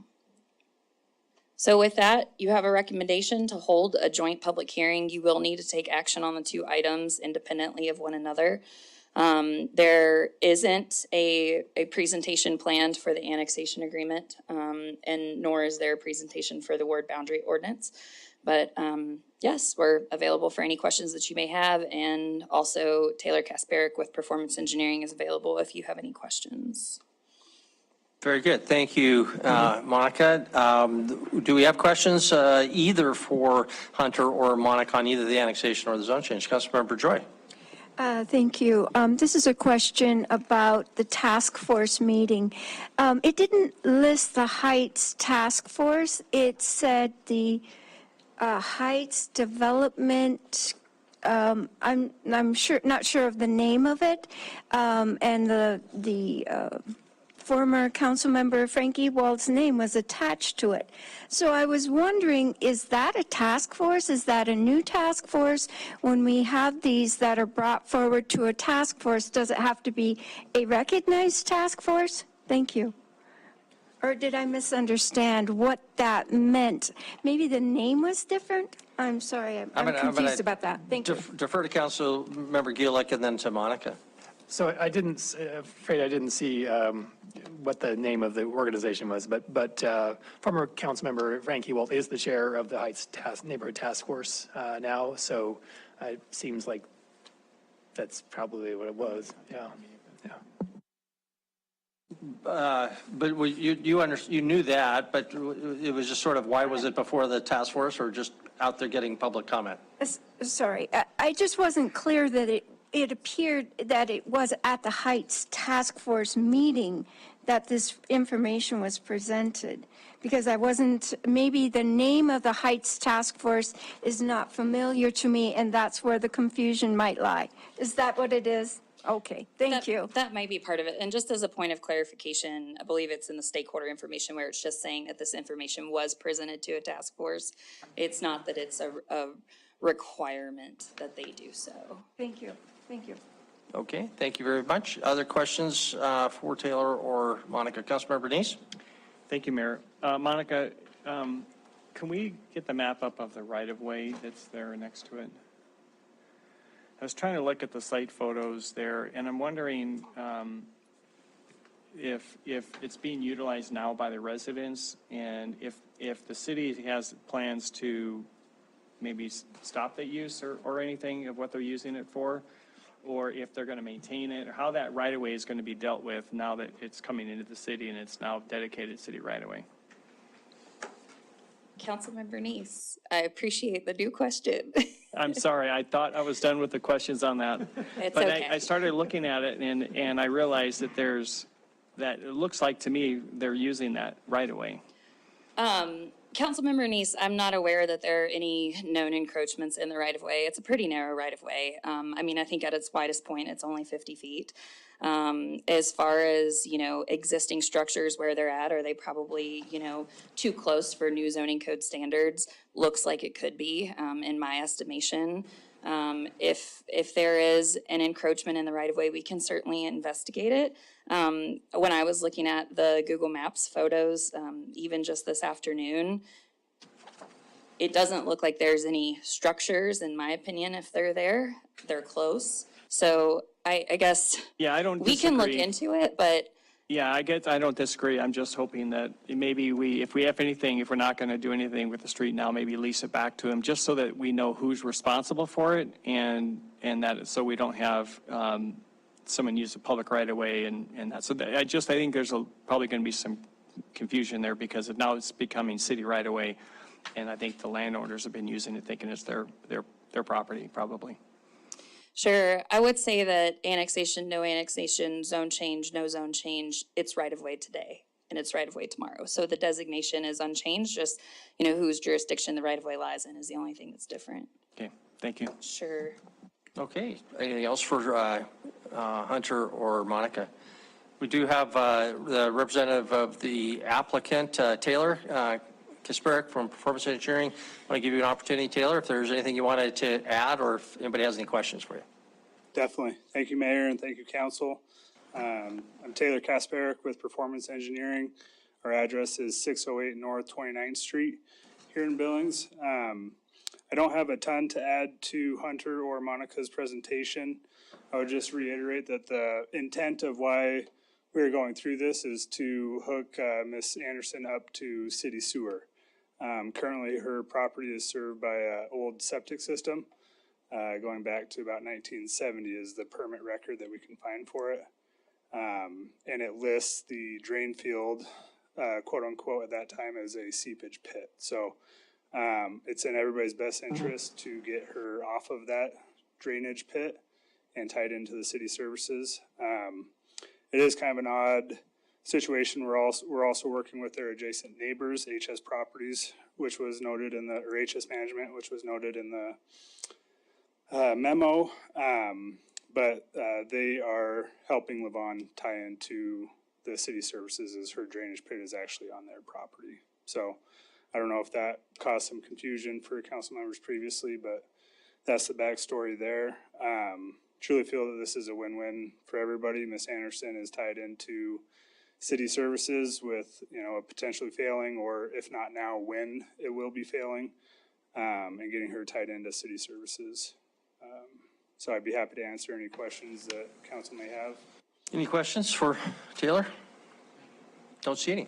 Thank Okay, you thank you very much.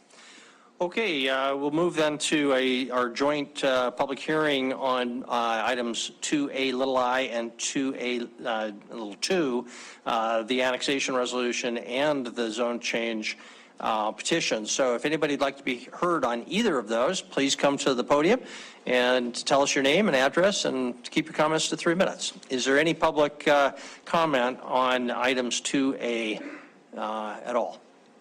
No one's coming forward here. No one is online, so we'll close the public hearing on item 2A and come back to council. Councilmember Drinson?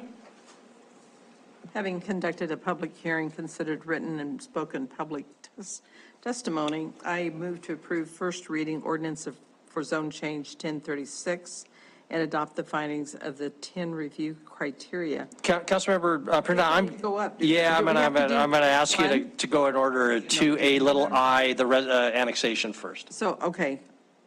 Having conducted a public hearing, considered written and spoken public testimony, I move to approve the resolution conditionally approving annexation 23-09 as recommended by staff. Second. Second by Councilmember Neese. Any discussion before we proceed to a vote? Don't see any discussion. So the motion is approval. Item 2A little I. If in favor of the motion, please say aye. Aye. Aye. If opposed, say nay. Motion passes unanimously. Item 2A double little 2, Councilmember Gulick. Having conducted a public hearing, considered written and spoken public testimony, I move to approve first reading ordinance for zone change 1036 and adopt the findings of the 10 review criteria as recommended by the Zoning Commission. Second. Second by Councilmember Neese. Any discussion? Motion is for approval of the zone change to item 2A, double little I. If in favor of the motion, please say aye. Aye. Aye. If the motion, if opposed to the motion, say nay. Motion passes unanimously. That concludes 2A, 2B. There is no presentation. That's the annexation agreement. Of course, that is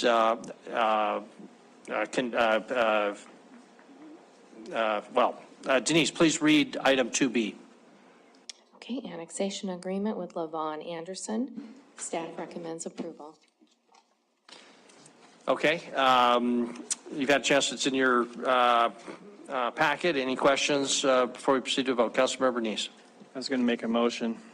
Go ahead. I make a motion to approve an annexation agreement with Levon Anderson as recommended by staff.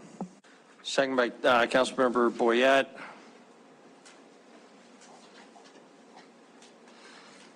Okay, any discussion? Seeing none, if in favor of the motion, approval item 2B, please say aye. Aye. If opposed, nay. Motion passes unanimously. Item 2C. Denise, would you read item 2C? Public hearing and first reading ordinance expanding the boundaries of Ward 1 to include recently annexed property in annexation 2309, a parcel generally located at 1093 Lincoln Lane. Staff recommends approval. Okay, there's again no presentation. This item is contingent upon the execution of a annexation agreement before it would take place. Any public hearing? Thank you. This is an opportunity for public hearing. Would anybody like to be heard on item 2C, expanding the boundaries of Ward 1? Nobody'd like to be heard. We'll close the public hearing. Item 2C. Now, Councilmember Shaw. Thank you. Having conducted a public hearing, considered written and spoken public testimony, I move to approve the first reading ordinance expanding the boundaries of Ward 1 as recommended by staff. Second, Councilmember Gulick. Any discussion?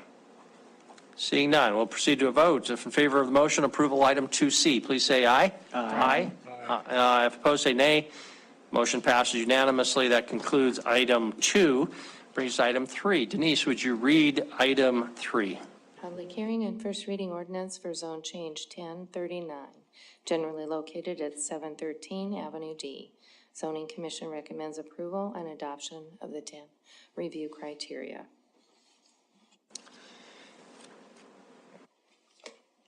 Nicole. Good evening. Let the tech guys take care of that. This is a zone change for 713 Avenue D. It's currently zoned appropriately for the previous use, which was a church. It was zoned public 2. The church has since moved to a different property, and they wanted to sell this property. The buyer of the property is a residential developer. So he wants to convert this church structure into a 2-unit residential home, which requires a zone change. Residential uses in public 2 on their own are not necessarily allowed unless they're part of that civic or institutional use, such as a parsonage, that sort of thing. All right, let's see. Does this work? Okay.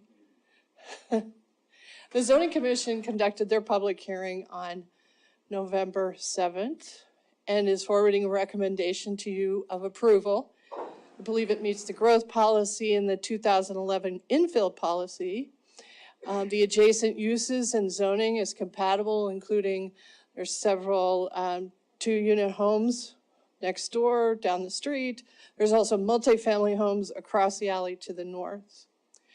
It would allow them to reuse this existing good condition building for a 2-family dwelling, and the redevelopment will require proportionate compliance with site development standards like street trees that are currently missing and off-street parking. They would have to provide a couple of additional spaces.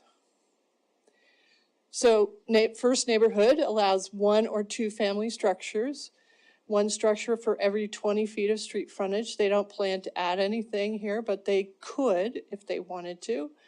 And then in customary accessory uses and home occupations.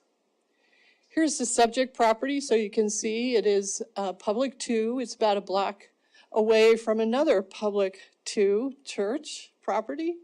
It has multifamily zoning to the north, but is surrounded on both sides, east and west and south, by that first neighborhood zoning. Here's the subject property as you see it from 10,000 feet. And then we're going to go down to ground level. This is the church from, you see from the street. I'm not sure if they'll keep the steeple or not. That's a choice. This is looking north and east to the adjacent house at the corner of 7th Street West and Avenue D.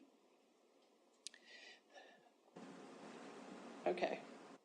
Of course, I mislabeled that. It's 715 Avenue D, not B. That's next door. It's a 2-unit property. And then looking west on Avenue D. And then south and east across Avenue D to a couple of single-family homes. Here are the review criteria for all zone changes. The findings by the Zoning Commission are in your report. Again, here is the zoning map and the aerial view. And I'll leave you with the proposed interior remodel plans that were submitted. You're not approving these plans, but it just shows you how that 2-unit dwelling would be organized in a floor plan for a remodel. So there's no exterior expansion. The deck that exists will be shared by both units. And I'd be happy to take any of your questions. Thank you. Questions for Nicole? Councilmember Bernice? Nicole, can they put any additional units on that property, maybe another ADU or something like that on it? ADUs can only be added where they create a second dwelling unit, not a third. Okay. So they could add a second principal structure behind that existing structure. It would be smaller, obviously, but we wouldn't consider it an accessory dwelling unit. Okay, so they can get another 3rd unit on there, maybe. Right. They'd still have to provide the parking, which is always quite a limiting factor. Okay, thank you. Okay, other questions for Nicole? All right, thank you, Nicole. We'll open this up for public comment. Then this item number 3, this is a public hearing on proposed zone change 1039 from P2 to N1, the first neighborhood zone. Would anybody like to be heard on this item 3, this zone change? So please come to the podium if you'd like to be heard on item number 3. Is there anybody like to be heard? Go ahead. Sure. Just ask that you tell us your name and address and keep your comments to 3 minutes. There's a little timer right there. Best I can, thank you, sir. Councilman, Councilwomen, James Earl Lewis. My address is displaced or houseless. If y'all allow me a moment to catch up, it's my first time, I'm still kind of nervous. So God's law, Matthew 25:14, 14 through 30 said Jesus' parable of the moneylender and of talents. Mayor, council members, I thank y'all for your service, what you've done in the city and Billings in general. I found love here. I found home here. City ordinance for camping versus tenting, I want to change that. I've got some grand designs under God's law and his authority based on my mother's principles. I'd like to speak to Mr. Casey privately and offer him another situation. I'd rather keep this zone a church if we could. It's in regards to 1039 713 Avenue D. I need a church, a home base, a structural cornerstone for a program that will resolve crises. When I can take a medical situation to a clinic of crisis, and my crisis need has not been met as an individual in the community. I'm still thankful for the crisis center. Under medical designations, 2 years I don't believe is tragic, long-term, or chronic.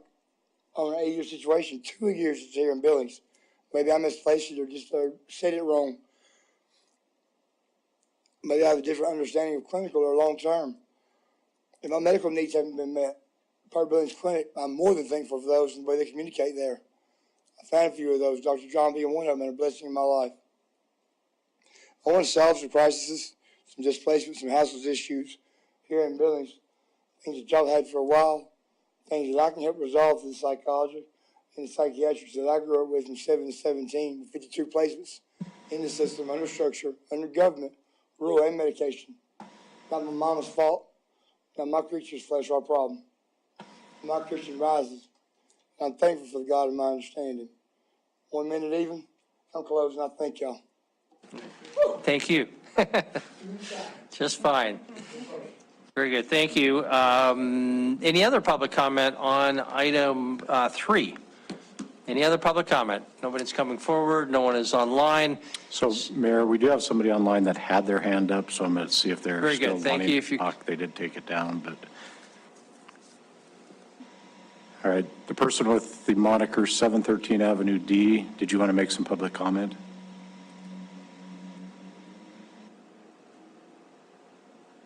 I'm going to say that's a no.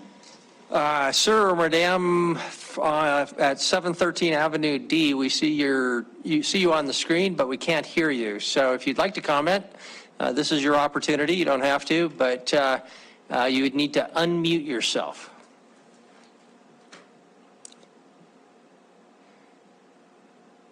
That can be a challenge to find that little button. But we're not seeing you unmuted, nor are we hearing you. So we'll move on and assume you're just observing tonight. Okay, so thanks very much. No one else is coming forward to comment. That caller is offline now. So we'll close the public hearing on item number 3 and come back to council. Councilmember Joy. Thank you, Mayor and Council. Having conducted a public hearing, considered written and spoken public testimony, I move to approve first reading ordinance for zone change 1039 and adopt the findings of the 10 review criteria as recommended by the Zoning Commission. Very good. Is there a second? Councilmember Boyette. Any discussion? Councilmember Joy. Thank you, Mayor and Council. I would just like to say there infill projects have certain challenges that go along with them because your neighbors already exist and because there's a change. Very often people have concerns and it's very good for them to voice their concerns, and it's important for us at council to hear them. But repurposing a building for housing is just what our infill policy is really trying to create. We don't have to put the expense of additional water lines, additional sewer lines. It's all right there. The only part I don't like is that we're not going to have an expansion of Ward 3. Thank you. Any comments? Any further discussion?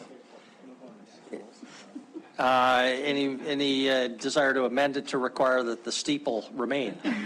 No? Okay. We're ready for a vote. I don't see any discussion. Councilmember Tidswell, no hand up. So, okay, well, the motion is for approval of item 3, consistent with the staff recommendation. If in favor of the motion, please say aye. Aye. Aye. If opposed, nay. Motion passes unanimously. And next item up is item number 4. Denise, would you read item number 4? Tax increment financing assistance from the Downtown Urban Renewal TIF District to yesteryear's Antique Mall for renovations at its new location in the Hart Albin Building at the northeast corner of North 28th and 2nd Avenue North, as recommended by Downtown Billings Partnership, DBP Board.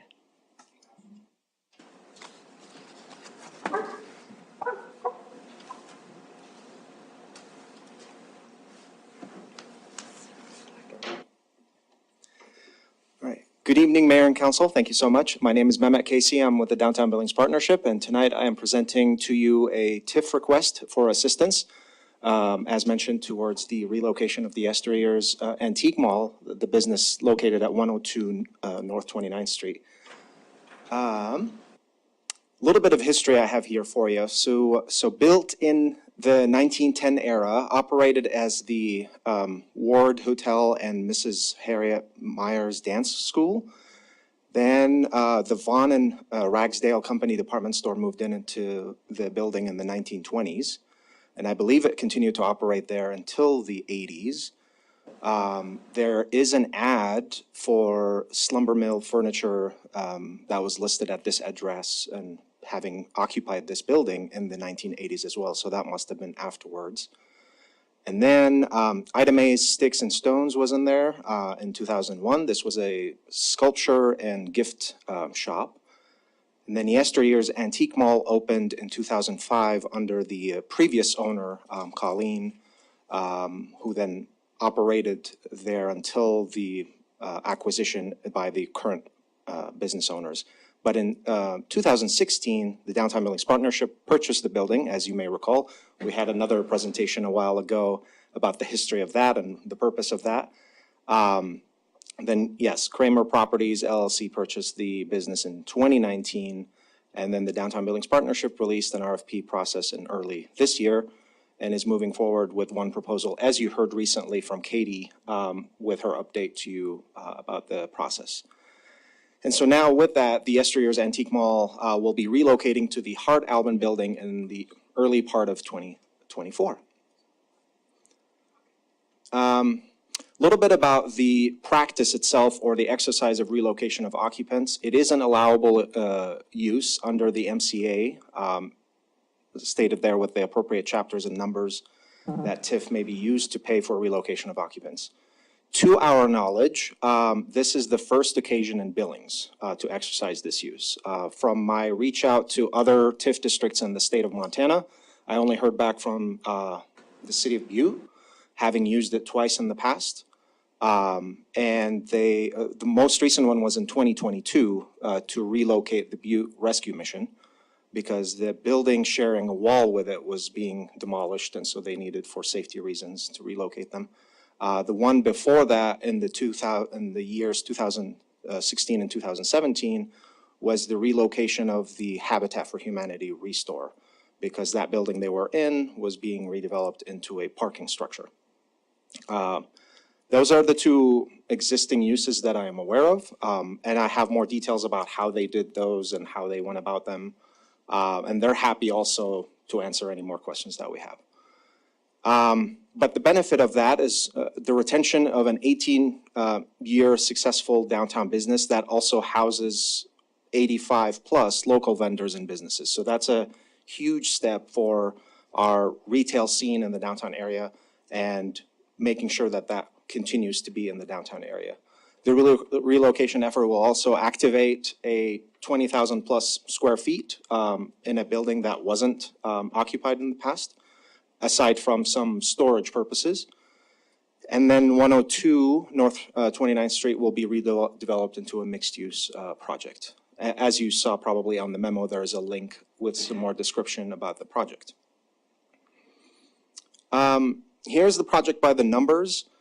So some of these numbers you saw in the memo, this is a further breakdown in details. On the left side, you'll see the TIF eligible expenses. The board kept those expenses within what we are accustomed to see in traditional TIF asks in terms of the actual uses. And then on the right side, there's the contributions both from the landlord and the tenant on things that may not necessarily be eligible under the TIF law or uses, but still for the purpose of showing matching contributions, showing the investments of the private sector, both from the property owner and the tenant. Here's a picture also of, if you're not familiar with the Hart Albin building, located on the corner of 2nd and North Broadway.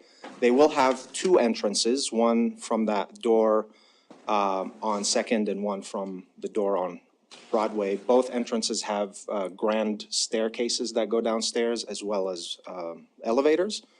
And then for the business owners on the back from the alley side, there's a freight elevator to unload for their products. And that picture on the right side is the interior as it looks today, pending the start of the improvements. So the DBP board recommends approval of the request in the amount of up to $152,500,000 supporting identified eligible project expenses as mentioned or stated in that table before. And then the actual reimbursement will be based on 100% of the actual costs incurred for qualified expenses. What that means is they'll still have to do the work upfront, provide evidence with it, with pictures and receipts, then they get reimbursed. And with that, I'll get to questions, comments, and I do have also the tenants with us tonight, if you have specific questions for them, as well as the property owner, if you have specific questions for them. Thank you, Mehmet. We'll start then with questions for Mehmet, and then we'll also turn it over to owners. So questions for Mehmet before we turn it over. Councilmember Shaw? So, Mehmet, you probably, I don't know if you were hidden behind the pillar, so I didn't know when you got here, but you maybe heard in the beginning that there are a few comments from people about, safe working conditions, making sure that everything's above board. Can you speak to that a little bit of what you guys look at or what could or should be put in these applications in the future to ensure that? Are we, just in general, could you talk about that for a minute? Absolutely, yeah. It got me thinking about it, actually, when the comments got brought up. I already put it in my notes to discuss on the next board meeting in January for the board to discuss, but I'm not aware of specifics at the time being in terms of expectations, other than what I've heard in the past is and I'm sure you've heard those challenges as well, where developers often will say, the workforce labor shortage is a problem anyways, and typically they'll go with the bidding process of competitive rates and quotes, and that's currently what the practice I'm aware of is, but that's something that we'll put on the agenda for the partnership to explore. And I do know also that the future project on the site does plan to explore the local option even further than just previous projects in the past that I've seen under my tenure. So at least that one I am aware of, so. Yeah. Okay, thank you, Councilmember Bernice and Councilmember Purington. Thank you, Mayor. That was some of the things I was going to ask as well. I'd like to see us have something that comes up to make sure that since we're giving local tax dollars to these organizations, that it's being used locally through local workers at a prevailing wage. So I think we should be able to write something in these agreements that requires that. But I do have a question on some of the things. I know that the Downtowns Association, or the TIF, you have a TIF program that approves signs right now, but yet I see here $3,000 for signage. So it sounds to me like they could double dip on something like that. Why are we including signage here? Why don't we cut that signage out of here and why don't they use our standard signage program, which we would like to see in the downtown area anyway? Excellent question, yes. Councilmember Neese and Mayor and Council, that was provided there as a couple of reasons. One, to just show the comprehensive, including all the expenses that are TIF eligible, with the sign grant being a TIF expense, that is TIF eligible. But at the time also, we didn't know the price cost of the creation of new signage at the location. We do now have those costs, and that reimbursement is now, I believe, is at $1,448 instead of $3,000. So, but in the interest of time and having submitted the presentation, we didn't have time to update it, which is also part of the reason why the recommendation is an up to amount. So now we have those numbers and you can already tell that it'll be an ask, the total ask is under 152 with that update on the signage. Okay, another question is this appears to be mainly street parking, so why are we having parking fees and parking amounts in there too? Another good question, yes. So this is just and actually this is a good picture to show where I have these black blurbs that's just covering existing cars that are parked there. But the property owners have agreed with the tenant to help use the Hart Albin parking garage and the alley with where the loading and unloading zone is to be able to help in the move process. But in the event that it proves to be useful to park right at the entrance as they move, we wanted to see if there is an opportunity to reimburse for these bags that cover the parking to facilitate the movement. The plan is to move in the month of February. We don't know what the weather is like then. So it might be convenient to just park right there during the move. If they end up not using that expense, that is also another item that will be removed. Okay. And the last thing I have a question about this is, I I understand relocation can be a part of the a part of the TIF funding, but typically I'd like to see this in conjunction with this other project, because the other project looks like a good project, but yet we don't see it. It's just a promise that we don't know if it's going to ever happen. A lot could fall apart between now and then. And so then we're going to have an empty building of yesteryears if something like that were to fall apart. So I like to make sure our ducks in a row when we're doing something like this. So can this be contingent upon that deal being approved? Councilmember Neese and Mayor and Council, the challenge with that is that again, for the business, not knowing when they can move can create challenges for their operations, and especially having 85 plus vendors and tenants and businesses within their business.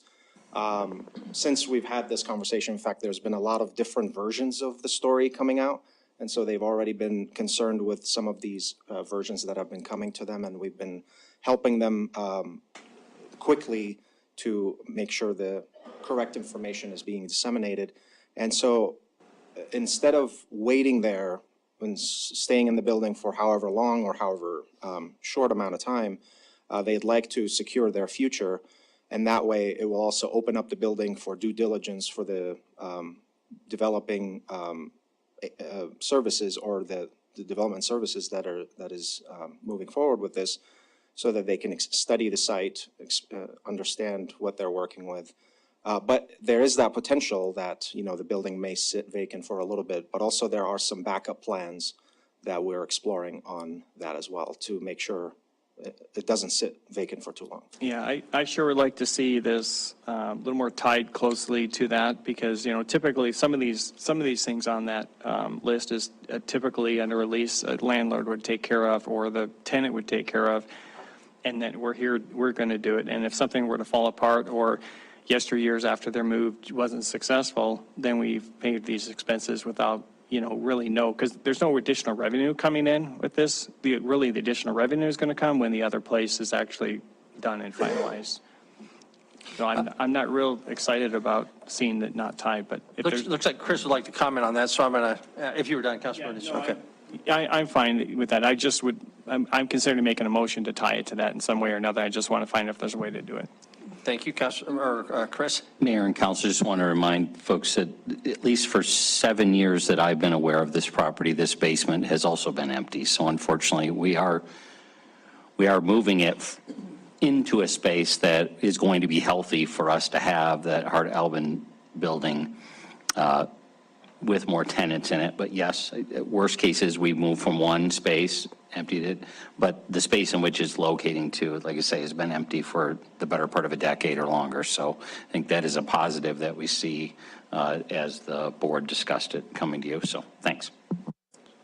Okay, thank you. Councilmember Pearson? Well, you're just bringing up more questions. So in saying that, okay, so the Hart Albin is 20,000 square feet that hasn't been used. Is that correct? The lower level, yes. Lower level. That's that's the basement, not the street level. The basement, correct. So yesteryear would be using street level plus the basement. Is that correct? No, just the basement. So how many square feet is yesteryear? It's roughly around the same, but the current setup in the yesteryears, they have a main ground level and then they have a basement and then they have a mezzanine. So that will be all into one level, which there's a convenience in that too, especially for ADA accessibility, which doesn't exist in the current space and building. Well, other than Well, ADA, it has the elevator, correct? Right, the Hart Albin will have the elevator. Right. Yep, Oh, you mean yesteryear doesn't have the ADA? correct. Gotcha. Correct. Yeah, I'm having a hard time visualizing all of yesteryear going into the basement, because I've been both places, and I'm just, good luck. So my questions that are really coming about for this was, in looking at what are the eligible expenses and the unknowns of cost of relocation with this particular MCA. So I was concerned about the parking, I was concerned about the signage, because I don't see that as part of a moving expense. And whenever you say moving expenses of 63,000, is that just hiring trucks to take the inventory back and forth? Okay, then utilities, you're going to include an HVAC? They're going to build an HVAC or install? Yes, but it's more of an upgrade to the system where they have their own separate meter, and then updating the system itself to be a little bit more energy efficient to A, bring their utility costs down, and B, also pay for what's fairly their space, and not necessarily pay for the open atrium and the upstairs that necessarily doesn't involve them. And so both the electrical upgrades and the HVAC upgrades are to make sure they're paying their fair share of just their space, and also upgrading those systems so that it's more energy efficient, therefore bringing their costs down on the utilities moving forward. And I will just comment that I'm just kind of having an issue with some of these expenses, because I don't think those are, public dollars should be used for those. I'll just put it that way. That's taxpayer dollars that are being used through the TIF. And, there's other folks, I guess, downtown that do that. And I don't really see the need for tax dollars to do that. Because this would happen without the TIF dollars, I would assume. If I may reply to that, and the discussion the board had is that this is a permanent improvement to the structure. So say the yesteryears moves in there and moves out again for whatever reason, whether they outgrew the space or downsized or whatever it might be, now you're left with a structure that's performing better on the tax rolls anyways, and the new future tenant moving in there is not going to have to re-upgrade the HVAC and the lighting. I can say with the Butte examples, both relocation options they did, they were a lot more flexible with their expenses. They covered hourly staff of relocation of boxes and whatnot. They covered aesthetic, cosmetic things like cabinetries and point of sale systems upgrades and whatnot. So our board was more confident in what we recommended being more under the traditional TIF eligible expenses, and leaving the other items for between the tenant and the landlord. Madam, if I just can ask you to talk a little bit about the main reason we would do this. Relocating yesteryears, keeping them downtown to a key, the center of downtown is a big plus. Getting dozens, maybe even over a couple hundred people going in and out of that Hart Albin building, which has been very underutilized, would be great, but it's still kind of a single. I'd use the baseball analogy. What could happen on 29th Street, and be sorry to lose yesteryear from 29th Street, but potentially that could be a grand slam. You made some reference to it, but you didn't say what it is. I think we all know what it is, but for anybody who might be listening and not have any clue, can you talk about the grand slam goal here? And obviously it's a unknown about whether it'll happen for certain, but tell us a little bit more about what the goal here is on 29th Street. Yeah, certainly. Freeing up this space. Yes, thank you, Mayor and Council. And if I may speak on behalf of the tenants, they if given the option, they would not want to move. But for that redevelopment project, hence also the use of the TIF dollars to relocate them. We were lucky enough to find a suitable other location, and they're excited about another iconic building to move into. As you mentioned, a lot of the businesses are excited to retain them downtown. Retail still remains to be a very top priority for the existing retailers in the downtown area. And it's in the urban renewal plan and the DBA strategic plan. So, but that project, yes, and it's, it'll be Urban Frontier Development Services, but it's listed currently on High Plains Architects website. So it's not a secret. You can look it up and see for yourself. But the one thing I would say is that, it's in the very early stages right now, so everything is subject to change. But the current model that if you look up the link and see it, it's proposed to be a 12-story tall building with 2 levels of retail, ground level on the second floor, and then 10 stories of residential on top of that. So that's the premise of it. Again, the details and the specifics in terms of how many units, again, the link itself talks about 120-ish, but that could change up or down as well.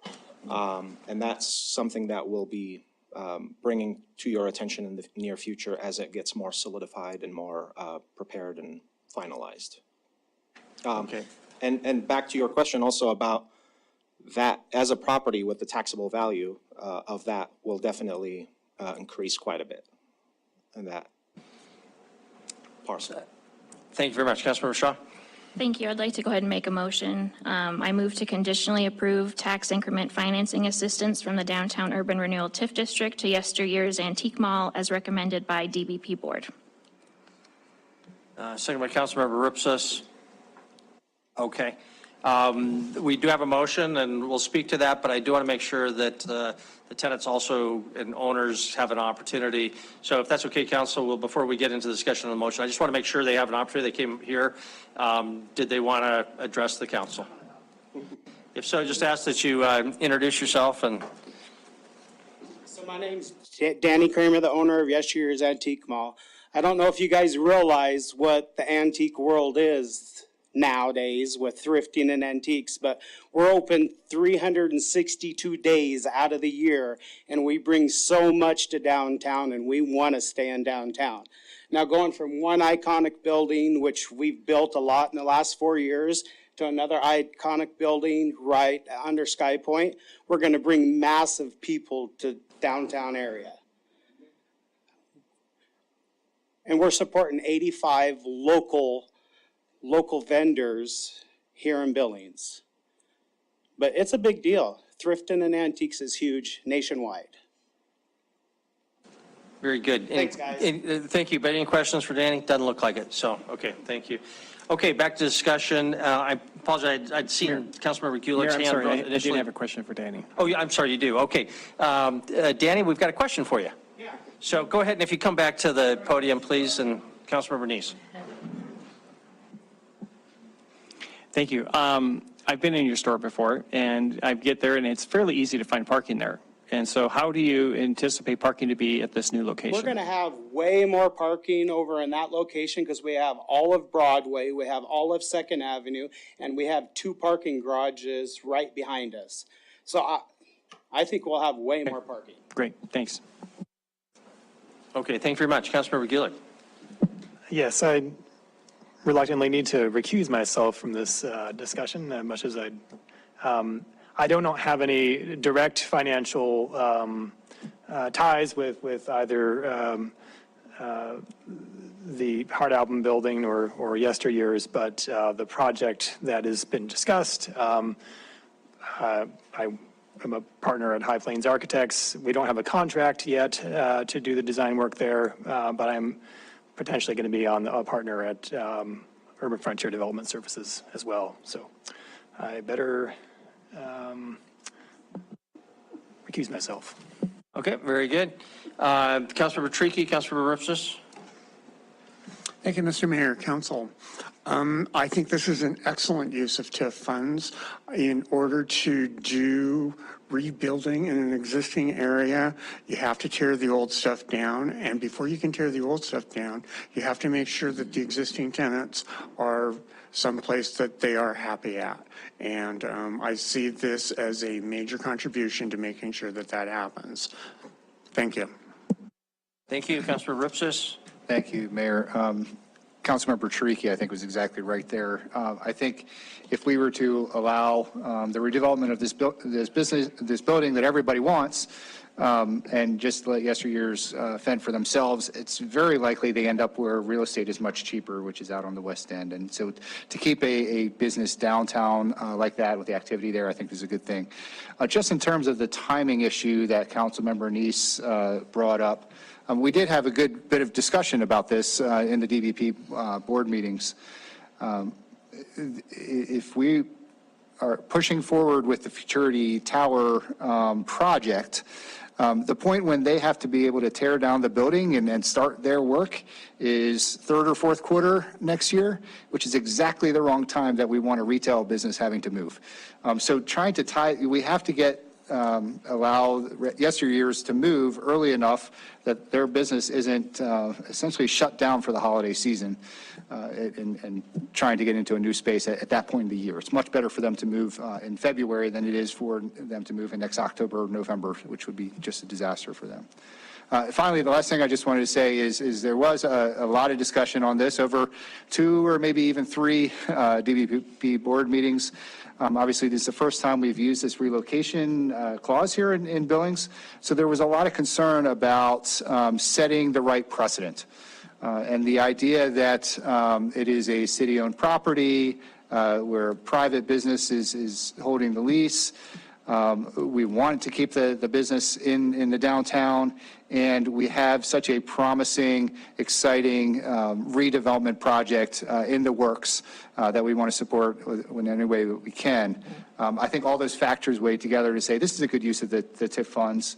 It is a relatively small amount. That being said, it's got to be done for the right reasons. And if we didn't have such a hot development project on the burner right now, I don't think anybody would be up here asking for these relocation expenses. We haven't done it since, or in the history of the TIF districts, and I don't think that just a business wanting to move is a good reason. Right, we've got to have that strong redevelopment project that'll bring much more than this small cost in future tax revenues down the road. So I supported it throughout the DVP board discussions, and I think they brought a good package to us, and I wish yesteryears all the best in the new location. Okay, further discussion on the motion. Councilmember Purinton. Well, Councilmember Rupsis, you said it's a city-owned property. Did you say that? DVP? Oh, no, I thought you meant the yesteryear building.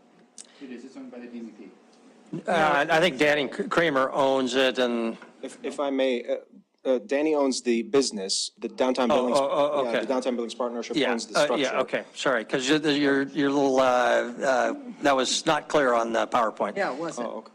So Yeah. you're saying just the building, but the city owns the land? Is that what you? City owns the building. No, so the partnership owns the building, but used TIF dollars to purchase the building. If you recall that presentation, I'm trying to remember the month. But you had the Kramers bought it in 2019. Bought the business, the yesteryear's business, not the building. Oh, It didn't say that. yeah, that was not clear at all. Okay. Okay. I Yeah, think that Kramer was- Properties LLC purchased the business in 2019. Okay. Yeah, thank you. And You're right. DVP purchased the building. Yeah. Too many words, too quick on a little PowerPoint. Too small print, but we got it. Font's too small. Oh, okay, thank you very much. Any further discussion on the motion? Councilmember Neese. Yeah, Mayor, I still don't like some of these expenses. I agree with Councilmember Purinton that some of these really are landlord expenses and maybe not TIF dollars. And again, I would like to see us have some kind of clawback on there if the business were to fail. especially moving businesses is one of the riskiest times of business. And so if this business were to fail, the landlord would still be able to sure call back some of these expenses from the landlord, but not the business owner. They'd be gone because their business would fail. So, but I don't think there's support for me to make an amendment for that. So I just let you know, I'm going to not support this because I don't think the request here should include some of these. And I also I think that if they were to include some of these, they should have had some type of clawback on this in this particular, because this is a very unusual type of a situation. They're about a third, the request, they're asking for about a third, and normally it's about 16%, 17%. So the actual amount should be around 87,000, and they're doing much more than that. So I will not support this motion. Very good. Thank you. For any further discussion? Matt. If I may, I did not mention how we arrived to the breakdown. That was also kind of based on what we learned from Butte. So one example, they funded the whole thing 100%, no questions asked, no matching. The other one was a 50-50 split. And so that's why, again, the board saw that this was a reasonable situation where each party is coming with a third into the equation. Okay. Councilmember Purington. She's in there.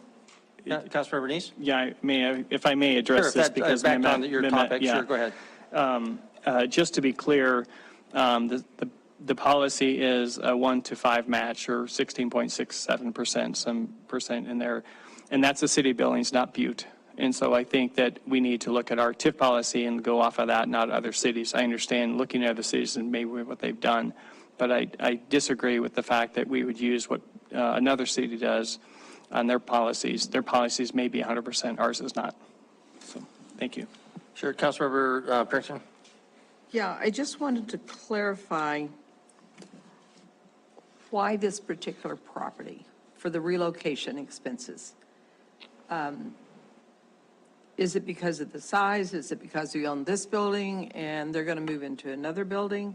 I'm not sure I understand exactly why this particular project made the DVP come up with let you use relocation costs. And Councilmember Purington, if I could just clarify, you're talking about why move to the Hart-Albin building? No, why the DVT or P wants to use relocation TIF dollars.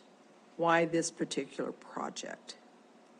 Council Member Purington, Mayor and Council, again, given the choice, they would stay there. We're practically kicking them out, to say it most politely.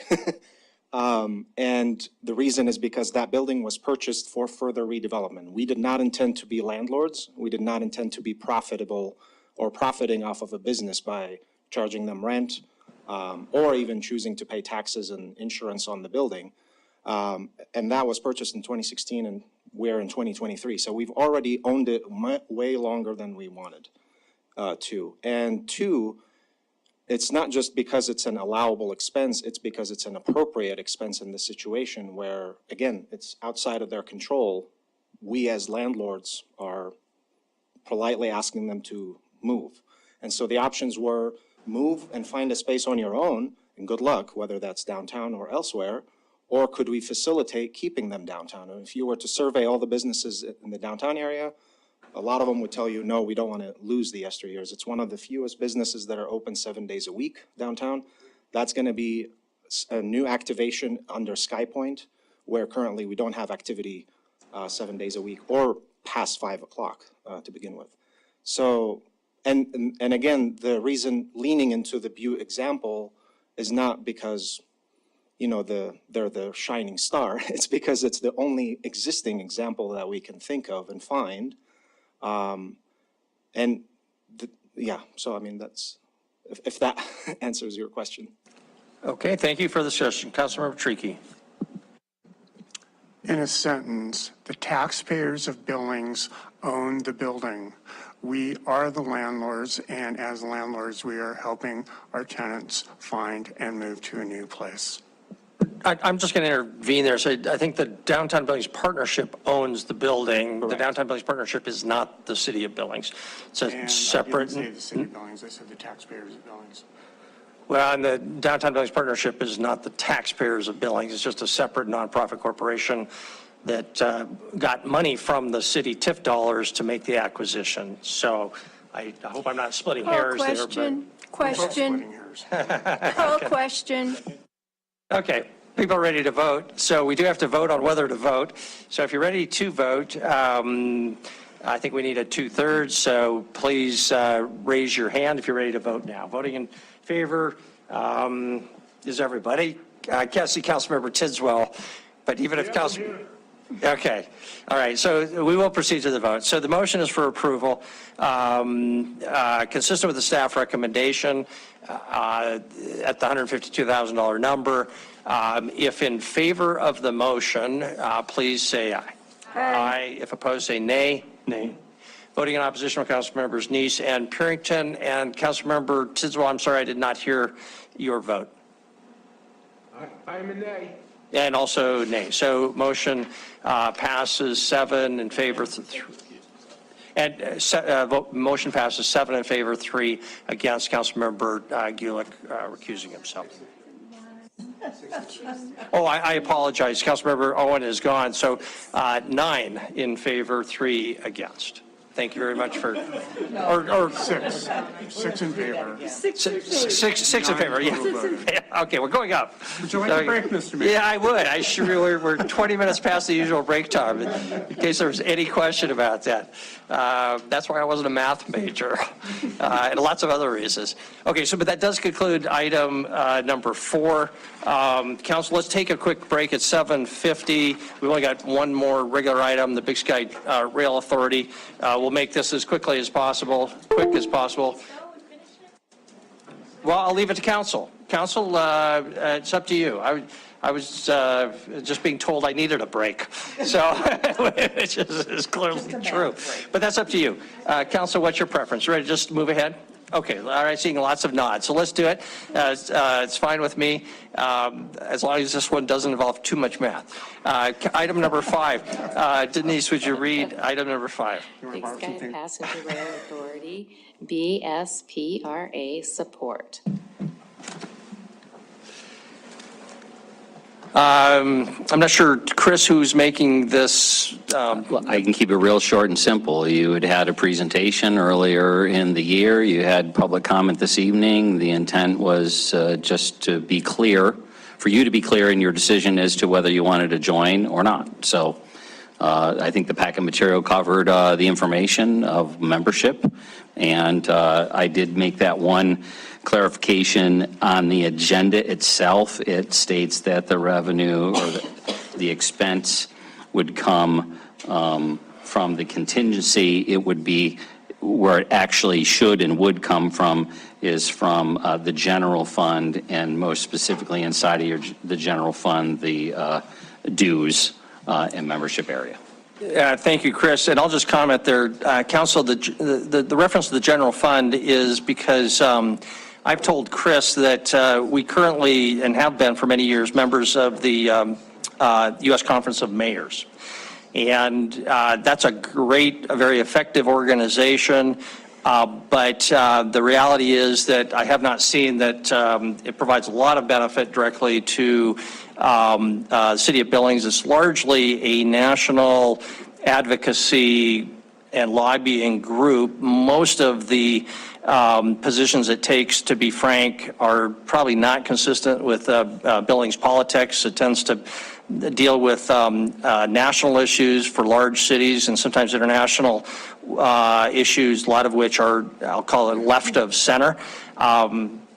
And our dues there are in excess of the $6,000. And so I just never saw it as something that was necessary, and I thought a better use of the dollars would be if it went to this. So that's where those dollars would come from via the general fund. So that's the concept here. So we've got, that's the only presentation. Councilmember Gulick, Councilmember Joy. I think And I just do want to point out, Jess Peterson has come back, so you didn't have an opportunity to ask him questions before, but if there's a motion or comment, if anybody's got questions for Jess, he's available. Councilmember Gulick. Yeah, I'll kick things off with a motion. I move to approve to join the Big Sky Passenger Rail Authority and appropriate $6,000 from the general fund dues fund and authorize Mayor Cole to sign a letter of support. Okay, Councilmember Shaw is indicating a second. Discussion, did you either you want to speak to your motion? Sure. Billings was founded as a rail hub, and passenger transportation was a big part of it, not just freight. In the 1930s, we had counted like 36 different passenger train departures every day from Billings. When I travel, one of the things I had to give up when I came back to my hometown of Billings is traveling by rail. I used to do that all the time, and it was really a great way of travel. When you arrive in a city, you're arriving right at the core of the city, and I'm not alone, actually. There are a lot of people who like to travel that way, and that's certainly the way I would like to be traveling, and many others I know through Billings, but also be able to, with the possibility of going down to Denver as well. So I think this is also an opportunity for Billings to reestablish itself in a leadership role in rail transport in Montana. So for all these reasons and many more, support us joining. Thank you, Councilmember Gulick. I missed that statistic. In the 1930s, how many departures from Billings? 36. 36. And that included, smaller destinations like Red Lodge but as well as just larger ones going across the country. Okay, thank you. Councilmember Shaw, you had the second, did you? Okay. Further discussion on the motion, Councilmember, I think I'd recognize Councilmember Troy before and Councilmember Purington. Thank you, Mayor and Council. Now I get to do my old timer stuff, No, my family came from around the Custer area and in Yellowstone County, of course. And rail was the way that farmers and commerce survived in the county, because you could move your eggs from a very small community where you could not sell them to Billings. Milk, eggs, beef, you name it. All of that built Yellowstone County. Yellowstone County wasn't built from just the small activities of Billings, but it was from the outlying areas that had access to transportation to bring goods and services to the city that made the city grow. So absolutely, I support it. Thank you, Councilmember Purington. I just want to commend you for getting out of that mayor's thing. Just had to say that. I thought you would like that. I knew you would. But I guess my biggest issue with this is the numbers. To me, the numbers don't pan out. How many departures, I guess, is the way that you look at it. We didn't have cars back then. We have cars now. We have, buses. I don't see it making a major impact on our community one way or the other. I really don't. I know that the commissioners have looked at the numbers for costs, and that was one of the reasons why they said no way. And that's kind of where I am. I'm looking at the cost of what that is. I went through the website, and I don't see it right now. I really don't. So thank you. Thank you very much. Further discussion on the motion, Councilmember Bernice. Thank you, Mayor. First of all, I have ridden the train quite a bit, and I actually do love it. But in this particular case, I'm not so sure, and I would love to see it rail to the Billings. I think it would be kind of fun, but I'm not so sure I can support this. A couple of things I do want to ask. I'm sorry, you're Steve, was it? Jess, I'm sorry, Jess. I didn't call it worse. Okay. So, I've seen rail come to communities that didn't have rail before in other cities, and when the rail came in, crime came in and increased substantially in the towns because crime was able to easily move from place to place. And so I guess I'm wondering if you have looked at the impact of what a rail coming to Billings, especially now you talk about the Denver rail, but Seattle, Chicago coming to Billings, what impact that would have on crime here? Have you looked at that at all? And then if so, how is this going to be any increase in crime, which I expect it would be, because based on my experience, and that's anecdotal, but how that's going to be paid for, how we're going to now have more expenses to help to fight the crime. Can you talk to me about that? Have you heard, there's been any talk about what this is going to do for crime? Yeah, Councilmember Neese, thank you for that question. Members of the council and mayor, thank you so much. We haven't, right? I would just say you would look at, bus and you mentioned other areas of means of transportation. You're going to get from point A to point B for all the good reasons and for all the bad reasons that come into it. So you make a really good point, which is again why we would encourage Billings to be a part of it, because we have conducted multiple community assessments, analysis, et cetera. We're looking at infrastructure. We're looking at where would you put a station? What are the tracks like? What's the connectivity? What's the crossings? We just completed through Montana Healthcare Foundation 6 locations across the state where we looked at the community element from tribal regions to the rural regions and all the above, as Councilwoman Joy referenced, how that impacts the rural areas. So, I'll just use one little one off there. We're already paying to bring in our tribal country, Indian country, to get special services in Denver and Salt Lake. They're taking special modes of transportation, all the above. We didn't realize that. So as we were studying it, to your point, we're studying this and we're already spending, to the numbers point, Councilwoman Purinton, we're already spending a lot of this money. So we would look to get the synergies therein. So to your point, no, we have not, but I can guarantee you studies like that can come about. And if you were to join, you'd say, hey, look, we want to know if there's any impact on crime. So I commit to researching that into all the different analyses that we'll be doing. Okay, thank you. Okay, thank you very much. Councilmember Neese? Yeah, I had other things. This is an area that I'm not, I'm sorry, I'm done, Jeff, thanks. I was just going to talk to the council here for a minute on the issue, on the motion. I don't think I can support the motion at this time. I think there's a lot of unanswered questions, and, I see a lot of businesses supporting this. I think that's great that they're getting involved. So we have a lot of businesses in Billings are actually supporting this, and which is great for them to do that, because I think if there's more passenger rail here and more passengers coming to the city, they're going to benefit the most. And so I think that's right that they should be supporting that. I don't think the city should be supporting this. I think if it happens, we'll work with it and move it along. I think the $6,000, if the mayor thing is not something that we should spend it on, then I think we should just put it back in the budget and let it be absorbed back into the taxpayers so they don't have to pay as much. So I don't support this, and I hope that others would not. And as we look into this farther, we really need to ask the questions as far as, how is this going to impact our city when we have more rail coming here with passengers? It is going to bring an increase in crime. Thank you. Thank you very much. Councilmember Trickey? I just want to state, thank you, Mr. Mayor, Council. We are not allocating $6,000 today in order to build rail or buy trains or anything like that.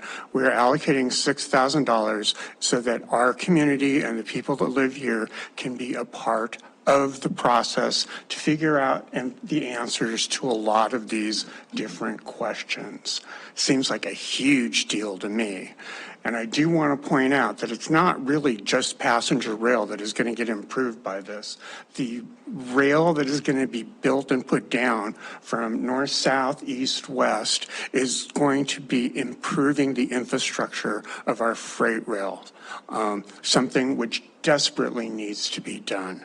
So I can't even begin to imagine why this is a bad idea. So I fully support it.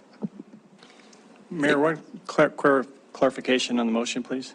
Go ahead, state your question. Is this an annual expense or is this a one-time expense that is being asked for. At this point, it's 1 year, but most of our dues happen automatically through Chris's office. So I guess it's my expectation that this would be like that and would happen automatically unless the council intervened. So technically, it's a 1 year, but let's be realistic that once it's on that list, it would happen automatically unless there was intervention. That'd be my understanding. Chris, you're free to, you kind of control that part of the budget, so. But you're not disagreeing with me. Okay. Councilmember Parrington. Okay, so this is probably a question for you. And I don't want to get too much in the weeds because I know we're just voting on a $6,000 membership. But interesting enough, I was in my husband's hometown in Kansas 2 or 3 years ago. Oh, probably 3 or 4 years ago now, come to think of it. And they were having this exact discussion. They were wanting to get the infrastructure back in place.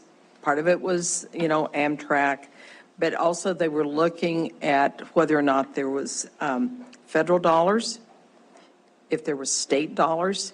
And at that point, between Kansas and Oklahoma, they were saying no. And even in the infrastructure bill that was coming out of the feds, they did not look at rail lines as part of infrastructure. Now, that could change, I suppose, with whoever's writing the checks out over there. But my point is, what sort of dollars are you talking about in providing just around Billings, the rail from here to, Bozeman, I guess that would be, I know there's little towns between there. Then you're talking about a rail down to Denver. So that's a lot of rail. And having a lot of railroaders in my family, I know that rail is not cheap. So I don't know, I may be getting into the weeds on this, but I guess that's part of my issue with the whole thing. And that's why I'm having a hard time supporting even taking $6,000 of taxpayer dollars to be part of the conversation. Yeah, Councilwoman Parrington and members of the council. Yeah, it's a tough decision. Yeah, no, understanding that. And that I'll go back to Councilmember Taroki's point. It's a feasibility. A lot of this is in the feasibility phases. So to your point, what are the exact numbers? I can't stand in front of you and tell you what those exact numbers are. Just as we know across the country, our roads, our highways, our bridges, they don't pay for themselves. The feds do that. And we have a lot of great highways and interesting places across this country that get funded without a lot of traffic on them, right? They just seem to be politically well aligned. So to your point, again, we'll do these feasibility studies, back to the crime piece, back to what will it cost, what will the stations, and by the way, these stations are not the stations of yesteryear, although I wish they were. I think it'd be pretty cool. If you want to, right? Livingston might come in there and say, yeah, we're going to rebuild our station. A lot of them are going to be the smartphone, small little hub, kiosk, you're going to jump on that train and roll. So think about that for the input and the imprint. To your point, those are existing rail lines going down to Denver and across Southern Spur. And compliments to your family, and if you talk to those rail workers, they'll tell you, this rail line to the east is some of the best rail in the country because they've done a phenomenal job on the freight side. So we just have to manage that, and obviously getting over the passes and whatnot, there's going to be some infrastructure. So one, we do have really good existing systems and structures, and it is in place. Yes, there'll be a cost, and that will be an assessment, and at that point, folks can say enough is enough. But we are moving in that direction of doing the assessments to find those numbers out. Thank you. Okay, thank you. I'm just going to comment, and I think we should move to a vote soon so we can get out of here. The commissioners, I kind of racked myself about that decision, which was made 2 to 3 years ago. And I think that we're living in a very different world now. In those days, there was an awful lot of doubt about this, and there's still a lot of doubt about whether it'll ever happen. But the commissioners, rightfully so, had perceived this as being, I don't put words in their mouth, but close to pie in the sky. And that influenced, I think, a lot of their decision.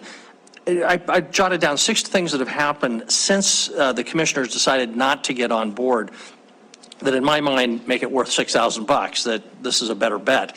One of them was that in those days, there were a whole bunch of Amtrak routes that were under consideration for federal investment to investigate whether to bring them back. Our northern route was just one of many different routes.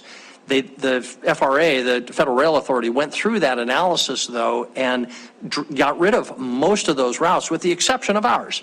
And so we're now on a short list that we never were before, and that gives us a status that never existed and didn't exist when the commissioners made that decision. Second, the Montana Department of Transportation is on board. They weren't before, but they are now, and that's, of course, a game changer. Through BNSF, that owns most of that rail, was not on board before. And they're not committed necessarily. The devil's always in the details, but now they are on board. So that's also a significant change. Fourth, a lot of counties weren't on board or were uncertain. Now they're on board, and virtually every county east of here is on board. And there's only a couple that are kind of on the fence, as Yellowstone County is. So that's a significant change.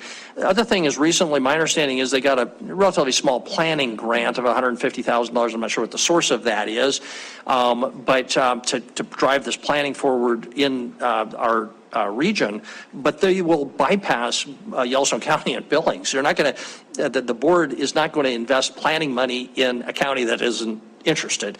And so we can get some value out of that planning process and that grant if Billings is on board. And then lastly is this possibility of a Denver southern route, which is, I don't understand where all that's at, but that's also moving ahead, and it wasn't before. So anyway, in my mind, a lot has changed in the last couple of years and makes this a better bet, at least for $6,000. So any further discussion before we proceed to a vote on the motion? Okay, so I think you understand it is for approval, $6,000 from that general fund to join as a municipal member the Big Sky Rail Authority. If in favor of the motion, please say aye. Aye. If opposed, please say nay. Nay. Voting in opposition, council members Neese, Purington, and Boyette. All other council members of the 10 are in favor, and if I've done the math right, 7 in favor, 3 against, adds up to 10. So the motion passes. Okay, that concludes item number 5. Thank you very much. Last item, or close to last item, public comment on anything not on our agenda tonight. Is there any public comment on anything not on our agenda tonight? John. Good to see you. I'm John Armstrong, 903 North 18th Street. And I signed in back there. I guess that's good enough. Anyway, I'm here to speak as an independent businessman, commercial property owner, homeowner, taxpayer. And I see a serious law enforcement shortage in Billings.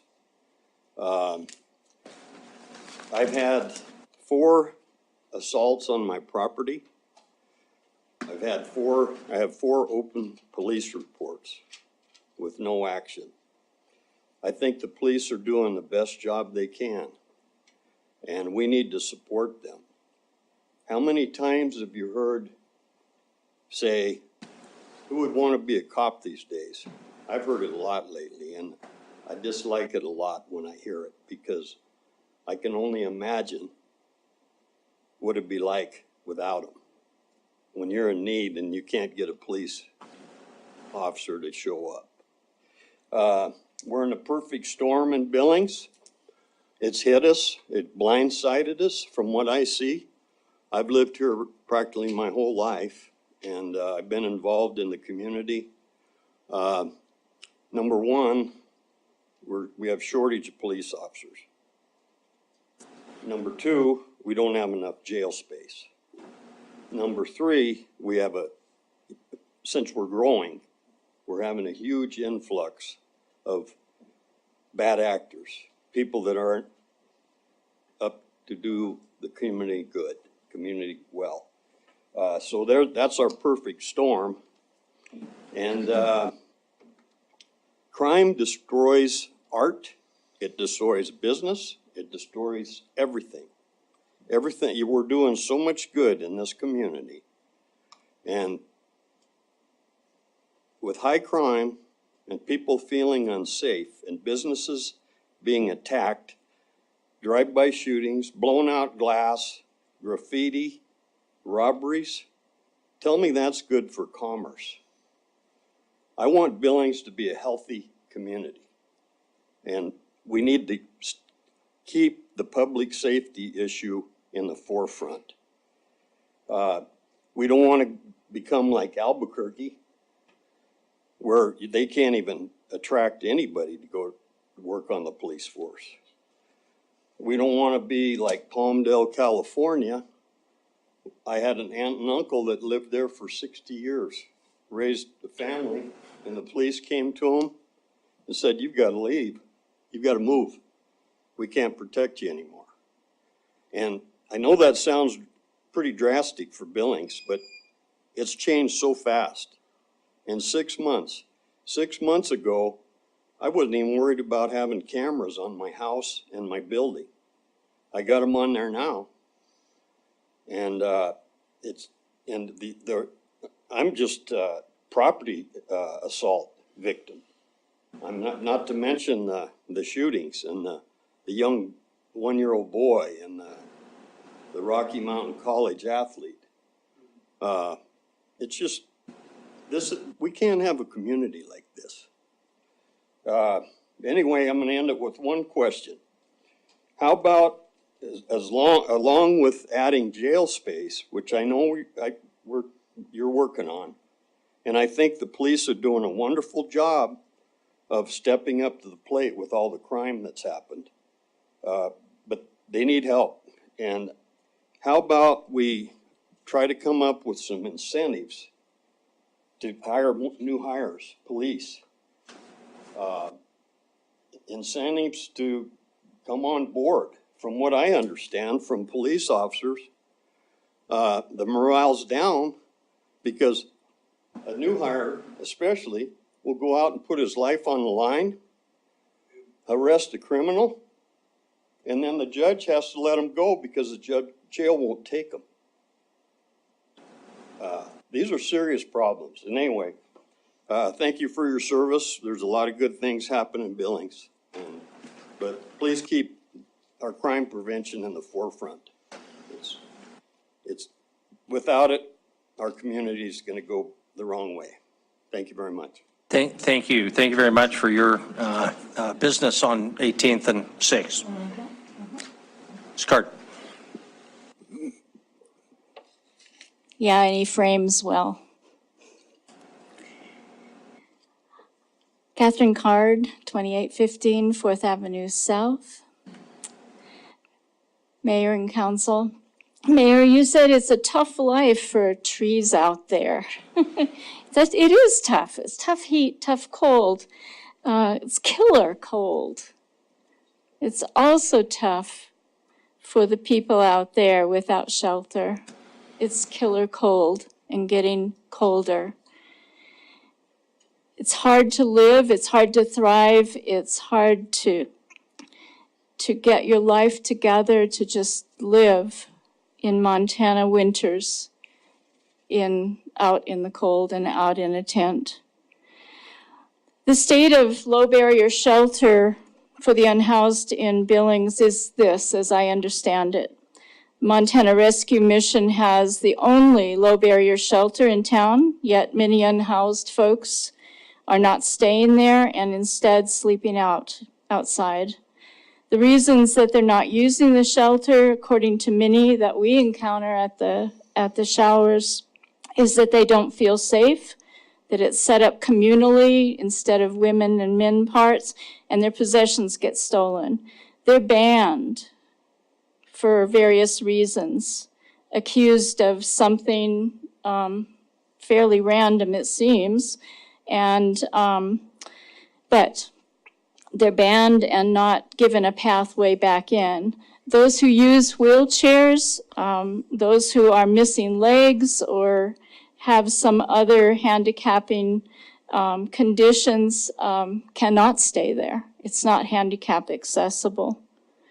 And did you know, and I didn't know this, that there is now a limit on the number of days a person can stay at MRM.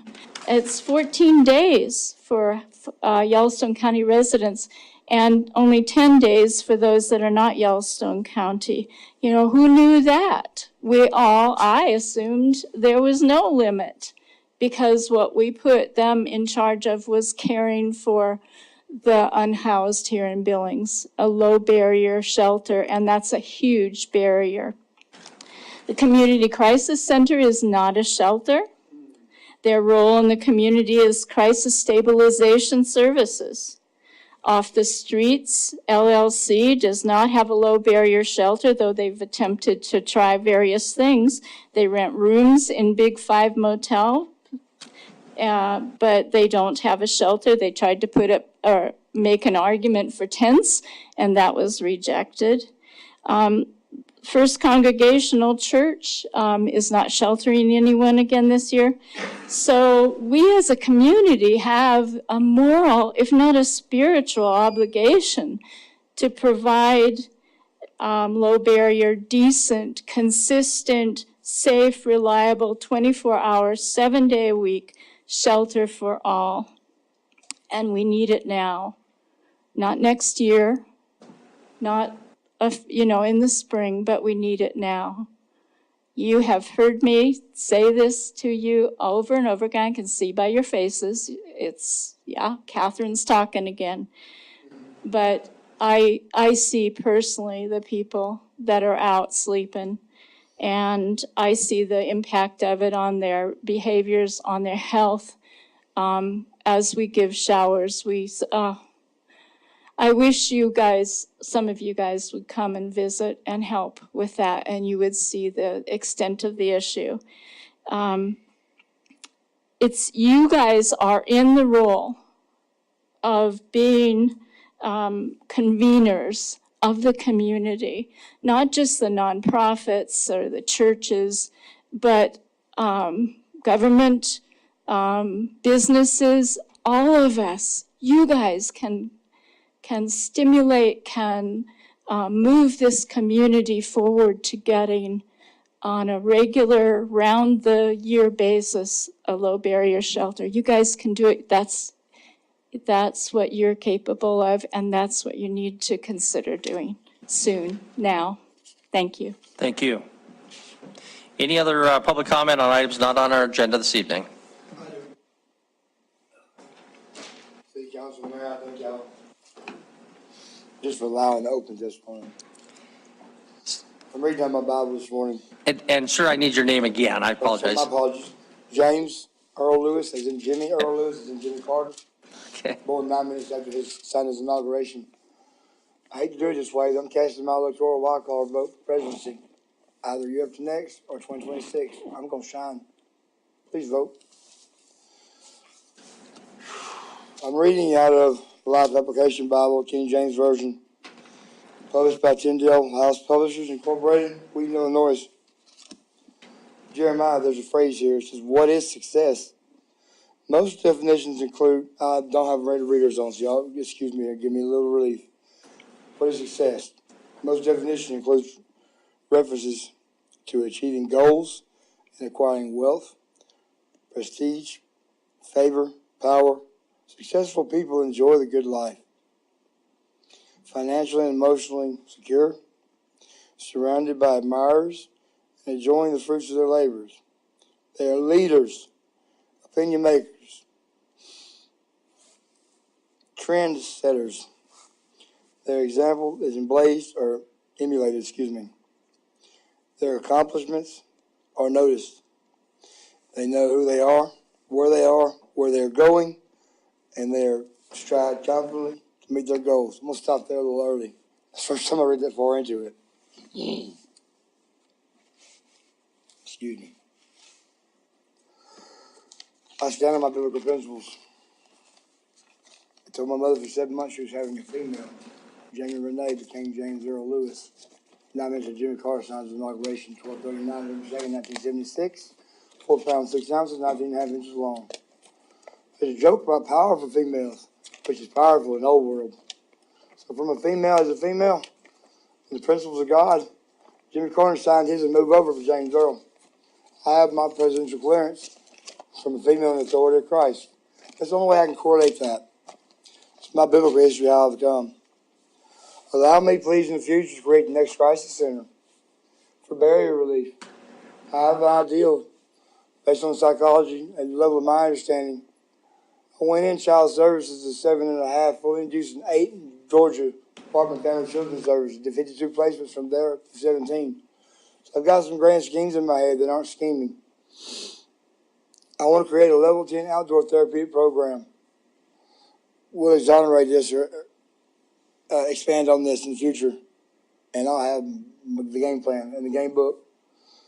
Field goal, grand slam, I understand all that. I appreciate y'all's humor and the accountability of what I see around here. These young ladies met several times, and she understands my crisis. In the last 11 days, I've tried 6 attempts to get into the back of the crisis center under medical clinician and his definition. Y'all please excuse me for what I'm about to disclose. I need this crisis resolved. When they told me that's not a crisis or psychosis or cannot create manic, and I never made it to the back. Of course, if my needs aren't going to be met there, then I'm going to go to clinician up to the medical field. With a situation that's serious and increased like that over the last 5 days. It was just a bum foot. Now it's a concern. It's a concern bad enough that I blew my nose yesterday with a, what was that? The size of a gummy bear and all yellow and nasty. So I want this checked out, checked in. Please talk to your medical advisors. Get this healed up and done so I can release some angst, some stress, some anxiety. Thank you, sir. We're going to make some changes. All right, thank you very much. All right, appreciate it, thank you. Be the change you want to see, sir. Any other public comment on anything not on our agenda this evening? Nobody is online, nobody's coming forward, so we'll close our public comment period. Initiatives, Councilmember Joy? Yeah, thank you, Mayor and Council. This is your 1 week notice or whatever, maybe more than 1 week notice, that I'm going to bring an initiative forward to look into having a local hire and apprenticeship program in our contracts. And probably that will go straight into the committees, subcommittees, where we can work on some policies that deal with local issues. So look forward to that, and we shall see. Okay, thank you very much. Nothing else, so council, we are adjourned. Thank you very much.